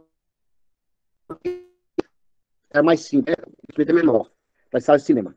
Eu acho importante, eu acho que Marcos falou uma coisa muito importante, que é essa questão do diálogo, tá certo? Exatamente. Por exemplo, nessa parte de roteiros, como é que vai ser esse tal de roteiros? Vai ser apenas para a pessoa, como se fosse um banco de dados, você vai fazer o roteiro, vai ganhar o roteiro, você falou que não vai precisar ser feito filme, né? Então, quer dizer, é como se fosse um banco de dados. Você vai fazendo vários roteiros, até porque, exatamente, né? Eu acho que é uma coisa importante se ter bons roteiros, né? Então, esse de roteiros, muita gente aqui, né, que trabalha no setor da criação literária, pode participar desse edital de roteiros. Inclusive, para quem não sabe, né, o Cine Natal, que ganhou foi o roteiro de Aureliano, né, que é um desenhista de história em quadrinho. Né? Teve uma ópera recentemente, no Teatro Riachuelo, que também, outro desenhista de história em quadrinho, o Marcos Guerra, também, que fez o roteiro da ópera. Então, né, as artes, elas têm esse diálogo entre si. E é importante que os artistas conversem com os diferentes setores também, sabe? Eu acho importante esse diálogo, né? E esse edital que seja abrangente. A minha fala aqui é em defesa dos quadrinhos, né? A defesa dos quadrinhos. O Rio Grande do Norte tem vários grupos de quadrinhos que têm participado, que têm uma projeção hoje em dia local, estadual, nacional, e até artistas trabalhando para fora do país, tá certo? Isso é fruto de trabalho e da organização de muitos artistas, porque desde as primeiras leis, da Lei Mineiro, no tempo da fundação da Capitania das Artes, que a gente participa de editais, né? E o formato desse edital de quadrinhos, né, estando incorporado dessa lei, é uma coisa que eu ainda não compreendi, né? Porque eu estou vendo aí que existe essa dúvida, ou a dúvida, o que a Luiz deu um toque, mas é uma lei estadual, eu não sei se é uma lei estadual ou uma lei municipal, que ele deu o exemplo da lei Mineiro, se ela se sobressai a uma lei federal, se você está dizendo que a orientação da lei federal não dá para livro impresso, então como é que a literatura vai entrar? Tá certo? Vai ser o quê? Vai ser prêmios apenas de conto, então julgou o conto e tal, você não precisa ter o livro impresso, ou você não vai ter o livro impresso, ou você vai ter o livro impresso depois. Eu estou vendo que está sendo estudado aí, você disse que estava sendo estudado, mas ainda não era um ponto batido, estava fazendo a consulta ao MINC, né? Então, como é que seria esse formato dos quadrinhos? Porque a gente tem os exemplos que a gente fez com um formato para a Capitania das Artes e fez um formato para a Fundação. Já fez um formato de um edital na Fundação. Nunca pagaram, faz 10 anos, nunca pagaram, mas teve.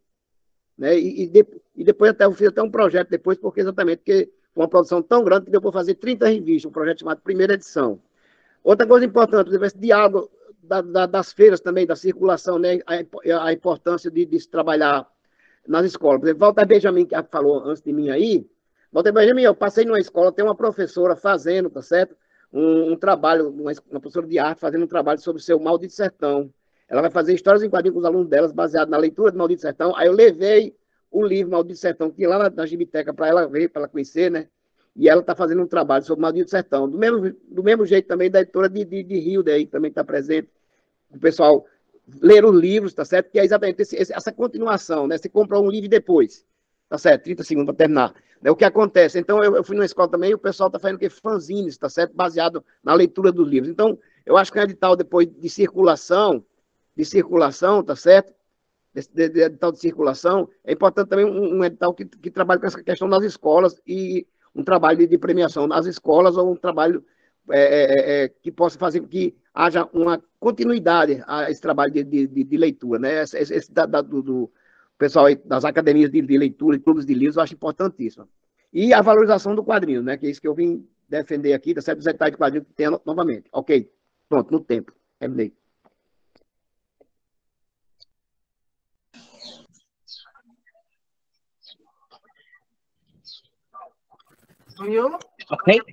Ok. Boa tarde, todos e todes. Eu sou Ricardo Buiú, sou negro, estou usando óculos redondo, boina vermelha, camisa amarelinha clara, o creme, o nome Cidade Cultural. Ao fundo, várias plantas verdes, que é o nosso espaço. Eu estou aqui no Espaço Cultural Benedita, que é a sede da Brinquedoteca Itinerante Popular. Né? E aqui no nosso espaço a gente tem uma biblioteca que recebe o nome da nossa querida e saudosa Salizete Freire, né? Falar em livro leitura, em trazer o nome da professora é uma coisa, essa mulher que foi importante dentro do movimento livro leitura. Eu digo que são 4, nesse dia a gente tem que literalmente prestar uma homenagem, porque são 4 que eram dentro do projeto de livre leitura que nessa pandemia nos deixou. Joian, Vanduí, Erileide e Salizete. Esses 4 foram formadores do processo do livre leitura aqui no nosso estado durante muito tempo. Mas a minha pergunta, Marilande, praticamente você já respondeu, mas a gente ainda ficou com uma dúvida aqui, né? Que é sobre a questão sala de cinema. A gente, aqui no nosso espaço, desde 2003, a gente faz o cinema com a comunidade, né? A Brinquedoteca. Então, assim, a nossa... a gente vai ter um edital que a gente poderia participar dele. O nosso caso não seria a questão estruturante, seria assim, equipamentos, né? A gente sabe que equipamentos do audiovisual, da questão da projeção, são materiais que ficam ociosos, né, na questão da manutenção. Então, essa é a questão da compra de equipamentos, a gente pode participar, enquanto espaço cultural, nessa questão de sala de cinema comunitária, né? Então, em 2013, a gente trabalhando com essa atividade. Essa é uma pergunta. A outra questão é saber da equipe de heteroidentificação, né? Essa equipe de heteroidentificação vai ser igual ao IFRN, o edital, para que pessoas do movimento façam esse acompanhamento, né? Porque eu participo do NEABI, do ensino à distância do IF, como comunidade. E também da banca de heteroidentificação do IF da Zona Norte, que foi muito importante nesse ano, uma questão de integração e dessa experiência com esse novo formato, né? Então, essa é uma das questões aí dessa segunda pergunta. E a outra é dentro do processo do agente de leitura. Eu, como contador de história, né, a gente vê a questão do contador de história se leva muito para a questão do professor de sala de aula ou do grupo de professores, de profissionais da educação. No caso da gente aqui, eu e Dema, a gente literalmente vivemos do ato da contação de história. Então, a gente, dentro desse perfil da questão do agente de leitura, também estaria dentro do edital. Então, são essas 3 perguntas. Obrigado a todos, todas e todos, e parabéns por essa excelente reunião.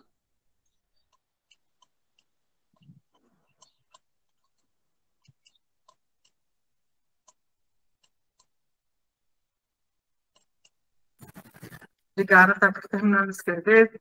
E aí, pela ordem, Marcos Cavalcante. Marcos, em relação a quanto CPF ou CNPJ por pessoa não ter nessa altura do campeonato, olha só, por que não tem? Primeiro, porque a gente pretende estar fazendo uma busca ativa maior do que foi a Audi Blanc, já que a Audi Blanc as pessoas estavam sem poder circular. E aí a gente está fazendo esses diálogos que está dentro do processo. Conforme dito, inclusive, vou pedir para tu dar uma olhada aqui na lei, ler para vocês, a gente está antecipando uma fase do processo, que é essa escuta. E essa escuta é o que vai definir também valores, editais específicos. Isso é importante para a gente definir. Uma coisa eu te digo, que o teto da Audi Blanc, acho que a gente não consegue alcançar.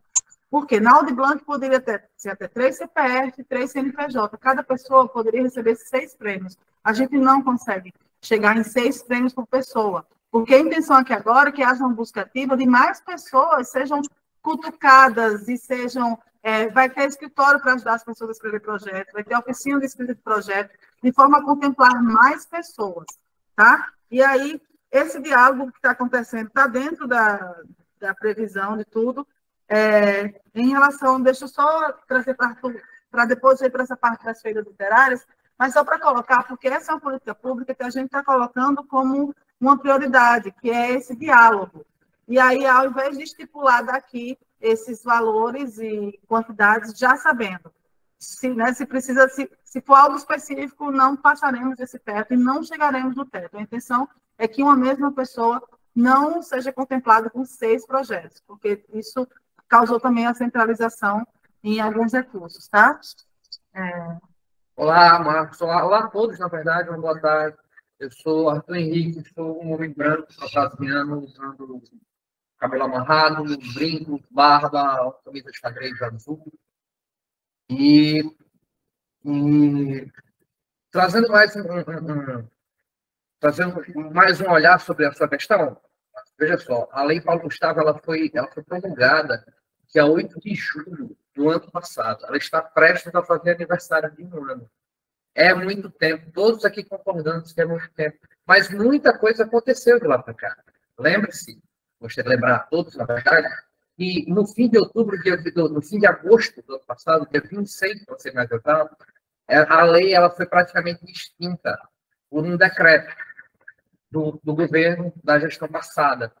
Após esse decreto, caiu uma ação do STF, já próximo da virada do ano, então a lei precisou ser reaprazada, os prazos estavam todos esgotados, lembrando que no texto original da lei os prazos eram para execução até o final do ano passado. Então, vira o ano, entra uma nova gestão, temos a reestruturação do MINC, temos com a reestruturação do MINC, temos o decreto específico da lei e o decreto de fomento. Essa lei ela é regulamentada por 2 decretos e por instruções normativas que ainda estão saindo. Nós tivemos sendo publicadas, nós tivemos uma semana passada do audiovisual. Então, trazendo o texto da lei cru, aqui diz assim, o 4º artigo, parágrafo 2. Após a adequação orçamentária de que tratam os artigos 11 e 12 dessa lei complementar, os estados, o Distrito Federal e os municípios deverão promover discussão e consulta à comunidade cultural e aos demais atores da sociedade civil sobre parâmetros de regulamentos, editais, chamamentos públicos, prêmios ou quaisquer outras formas de seleção pública relativos aos recursos de que trata essa lei complementar. Veja só, ele fala, após a adequação orçamentária. Então, a adequação orçamentária não aconteceu porque ainda não recebemos recurso. A gente só pode adequar o recurso ao orçamento do Estado depois que o recurso está realmente na conta. Se o dinheiro não está na conta, ele não existe. Ele é um desejo, é uma promessa. Então, estamos adiantados quanto ao processo, né?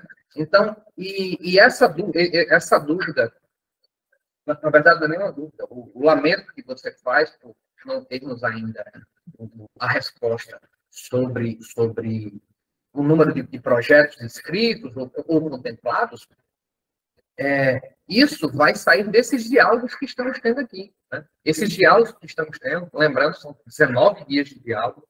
Não, mas se vai sair desses nossos diálogos, nem sequer aqui, por exemplo, proposta houve quanto a estipular 2 CPFs ou 2 CNPJs, pelo menos ninguém propôs nada disso ainda aqui no grupo. Mas não é só uma proposição específica, sabe, Marcos? É a partir dessa sensibilização do que a gente vai dialogando que a gente também, nesse segundo momento, vem para algo específico. Vocês podem se propor algo, é isso? Ou então, a partir do que a gente está conversando com todos eles, chega nesse caminho, tá? Em relação à entrega do documento em reunião, sim, o documento está pronto, e tendo a gente marcando a agenda também. E aí a feira literária, estava até conversando aqui para entender também como é que estava sendo e esse diagnóstico também, mas eu digo a vocês uma coisa. Uma preocupação que a gente teve ao chegar aqui, a Fundação, a gente já recebeu muitas coisas para colocar em dia.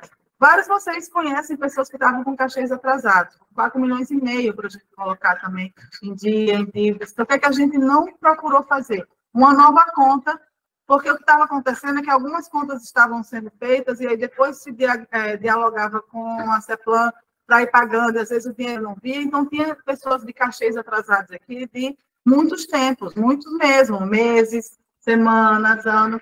Então, foi a intenção também de botar as coisas na casa para poder ficar em dia e, a partir disso, começar uma política pública sem e novas e dialogando sobre o que já existia, de uma continuidade, mas dentro do alicerce onde tem um planejamento, porque agora inverteu, a gente tem um teto e, a partir desse teto, vai se vendo as questões do setor. E onde a prioridade, até então e até agora, ainda tem sido pagar os passivos, porque a gente sabe que o artista precisa do recurso na hora, antes de ficar fazendo outras coisas em outros débitos. Mas algumas coisas, sim, estão sendo conversadas, dialogadas, e eu espero que a feira possa vir o mais rápido possível.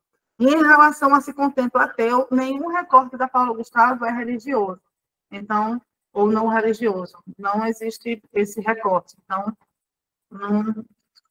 Mari. E aí... Mari, só eu teria uma pergunta também. Uma réplica.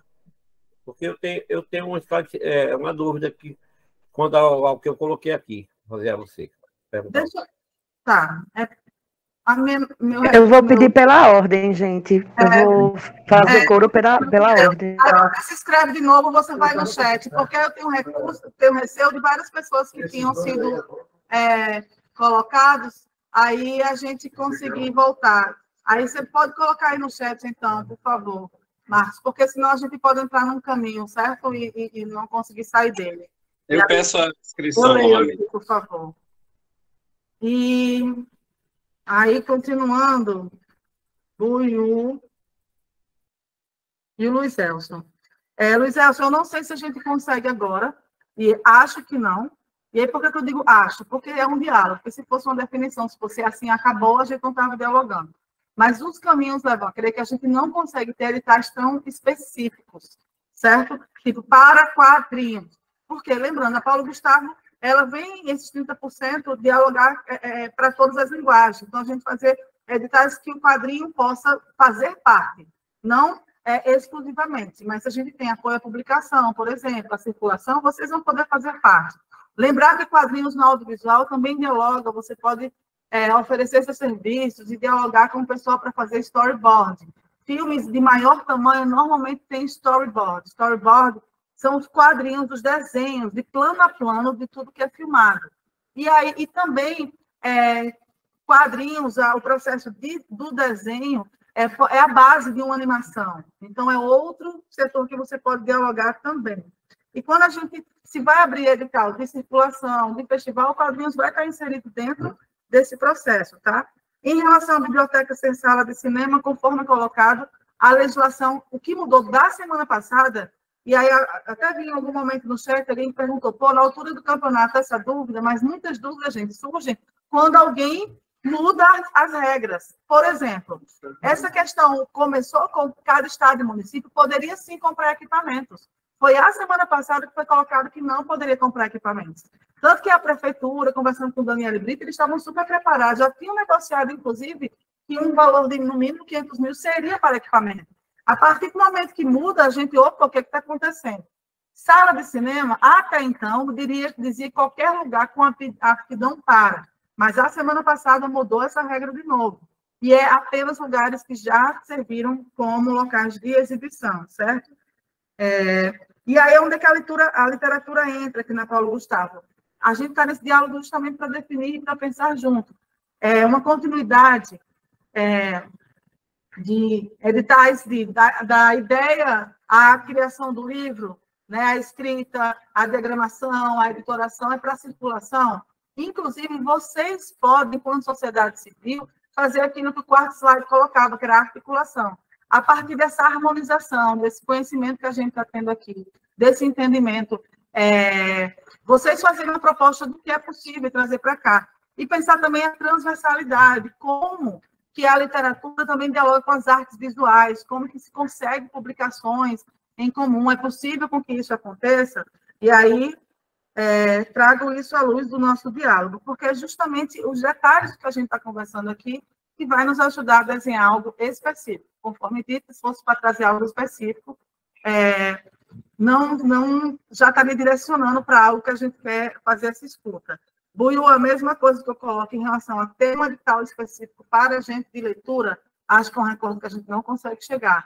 Mas é pensar nisso tudo, onde é que o agente de leitura entra? Em editais de circulação, de festival, de apresentações, e aí o agente de leitura entra em todas essas possibilidades e formatos. Entra na possibilidade de fazer roteiros e participar de filmes de curta, média, longa. Vocês viram agora a novela recente, no final da novela existiam duas pessoas que, em formato de cordel, traziam informação. Um filme pode ser costurado também por um agente de leitura. Como pode estar numa cena de algum filme, pode ser pago para pagar, como cachê para uma cena que acontece, seja de ficção, num lugar X, onde os atores estão lá num determinado local, quando o romance começa, e a cena, o que está acontecendo ali, uma leitura de algo. Então, paga cachê para aquela pessoa que estava nessa cena. Também é um caminho de forma indireta, tá? Aí, se o lugar que você está falando já tem exibições desde 2013. Então, são esses locais que já tiveram exibições de cinema que podem participar do edital de reforma do espaço, da adequação do espaço para a sala de cinema, certo? O edital de equipamento vai ser possivelmente de cineclube. Por que eu coloco possivelmente? Porque é isso que eu estou dizendo, gente. O Nick falou que podia. Hoje de manhã a gente já teve reunião. Temos certeza, podemos lançar edital que não seja o Estado comprando, que sejam as pessoas comprando de produção audiovisual, de equipamentos. O que é que foi colocado na reunião? Tudo indica que sim, mas aguarda a normativa, aguarda uma orientação específica. Entende? Então, a nós, gestores, a gente também está alicerçado pelo MINC. E algumas regras têm mudado, mas em relação à reforma, sim, e equipamento, acredito que para exibição não vai ser uma problemática mesmo. Só estamos esperando eles com um documento que oficialize isso. Em relação à banca de identificação, um edital para formar pessoas que fazem parte da banca é um caminho e é uma boa sugestão. E aí, por falar nisso, eu até volto aqui, a Eva, só uma complementação, uma resposta que foi dada para ti, de fato, eu pedi para o pessoal assistir aqui o vídeo, não liga os povos indígenas à banca de identificação nem a fenótipos, tá? Coloca que os povos indígenas do Brasil pertencem a variados grupos étnicos que habitam o Brasil há milhares de anos. Somente o Ceará tem 14 etnias. No censo IBGE, aí coloca a quantidade de pessoas, aí as pessoas autodeclaradas indígenas devem apresentar uma declaração da Fundação Nacional do Mundo, a FUNAI, atestando que ela pertence etnicamente a um grupo indígena, tá? Então, é assim que coloca o vídeo, porque é assim que deu as orientações. Se também não foi isso, estamos abertos a qualquer consideração complementar. E aí, passado esse momento dessas três, agora a Catarina Alice, o Aloysio Azevedo e o Caio Muniz. 5 minutos cada uma, e lembrar desse áudio descrever. Obrigada. Oi, boa tarde. Meu nome é Catarina. Eu sou branca, meu cabelo tá preto, até um pouco mais dos ombros, um pouco encaracolado. Tô com a camisa preta também do ABC. Eu acho que esse setorial é meu ABCdista, hein, gente? E atrás de mim tem a minha biblioteca aqui, né, alguns livros. Bom, primeiro eu queria parabenizar mesmo toda a equipe, a gestão cultural desse governo. Eu acho que tem um exercício muito empenho, né, nos interiores. A gente vê uma reunião depois da outra no setorial, e eu acho que é importante a gente colocar, né, esse reconhecimento. Ontem, à noite, eu vi que a Luísa estava inserindo as pessoas em um grupo, um domingo. Então, enfim, eu acho que isso também tem que ficar registrado, né? E todo esse empenho para os municípios fazerem essa adesão, porque afinal, parabéns, somos o 4º estado, né, brasileiro alavancando isso aí.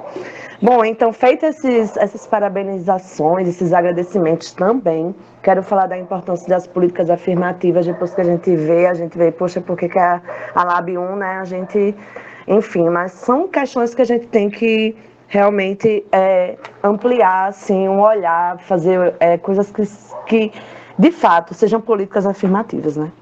Enfim, eu trago algumas dúvidas, mas eu queria começar, assim, a falar sobre a importância das revistas culturais, né? Eu acho que a gente pensa literatura, eu acho que para eu falar aqui no setorial, eu tenho que começar um pouco também falando sobre essa importância da continuidade. A gente tem constantemente muito espaço para propor, mas para essa continuidade é um pouco mais difícil. Por isso que é bom também que a gente tenha uma lei que ela perpasse alguns anos, né, para que a gente possa ter a continuidade de alguns projetos. Então, eu queria trazer algumas dúvidas em relação ao edital, dúvidas ou contribuições, né, levando em consideração que a gente está em construção. Primeiro, a questão do edital, que eu fiquei muito assim com a pulga atrás da orelha, foi de eu entender como que poderia ser feita a questão do audiovisual e outros setores. Aí, na conversa com artes visuais, que eu nem sei se está ajeitadinho, mas ficou sem áudio, na primeira vez que eu vi no YouTube, viu? Só para avisar. Mas aí eu já avisei para a Luísa também.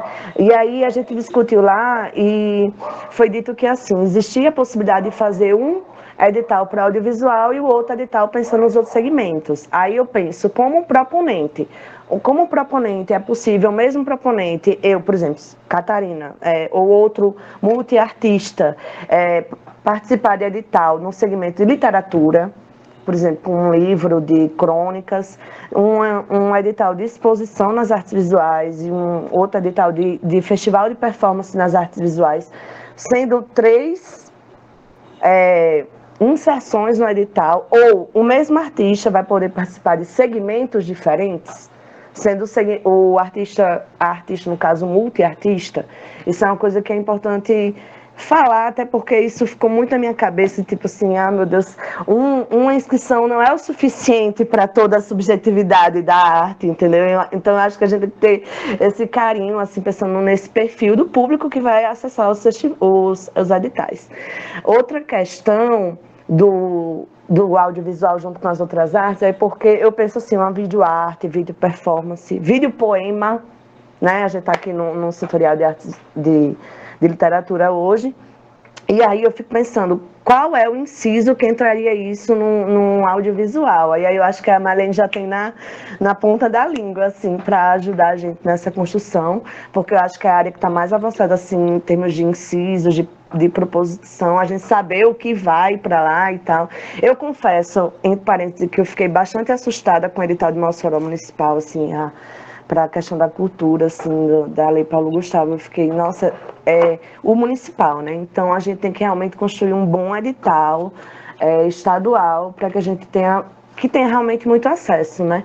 Então, uma proposta que eu queria lançar para a gestão, e aí eu acho que seria muito interessante, talvez ser até na rampa ou algum diálogo assim, e aí eu finalizo minha fala, seria sobre a importância de produzir talvez uma oficina de acessibilidade, técnicas e ferramentas de acessibilidade para inserção nos segmentos artísticos, porque isso poderia facilitar, por exemplo, como eu posso escrever um livro, trabalhar a acessibilidade nele, como é que eu posso fazer uma exposição com isso, tá bom? Então, acho que minha fala seria essas são as minhas dúvidas por enquanto. Parabéns. Arrasou, respondo já. E agora é o Aloysio e o Caio. Boa tarde, Marilande. Boa tarde a todos e a todas. Eu sou Aloysio Azevedo, atual presidente da UBE do Rio Grande do Norte. E a minha descrição, sou pardo, estou usando óculos, camisa verde, estou aqui numa biblioteca. E gostaria de insistir um pouco, Mariana, nesse diálogo, né, da Lei Paulo Gustavo com as ações de governo. Eu posso citar alguns exemplos, que já foi falado aqui, os festivais populares do livro e literatura, que poderiam ser municiados, né, pelos editais da Paulo Gustavo e poderiam não perder mais um ano, porque nós realmente tememos perder o ano de 2023, como perdemos o ano de 2022 em função da legislação eleitoral e tudo, né? Outro diálogo que seria interessante, da Paulo Gustavo também, é com o plano estadual da leitura literária nas escolas. É um plano ainda de 2009, né, uma lei vigente, e que poderia... esse diálogo poderia ser construído através de editais que também permitissem o revigoramento desse plano.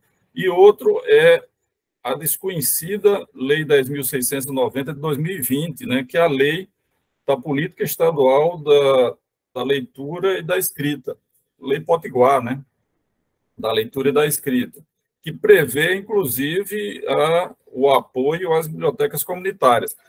Essas bibliotecas comunitárias que são faladas, né, em todas as discussões da Lei Paulo Gustavo, eu gostaria de ouvi-la um pouco também sobre essa ação, que eu entendo poderia ser direcionada para bibliotecas escolares. Eu não vejo grandes impeditivos, mas há uma questão jurídica a ver, mas também as bibliotecas de iniciativa da comunidade ou de empresas que desenvolvam isso. Em suma, objetivando e, assim, falando também sobre o nosso seminário, o seminário que a UBE organizou, já foi citado aí por alguns colegas.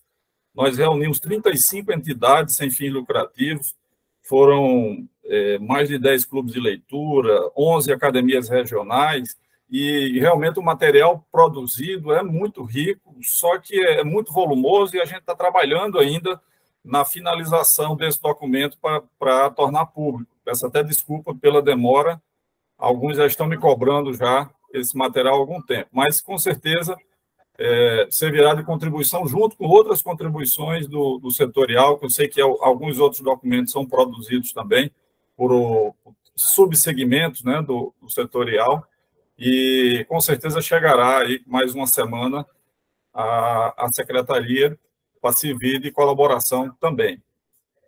Muito obrigado.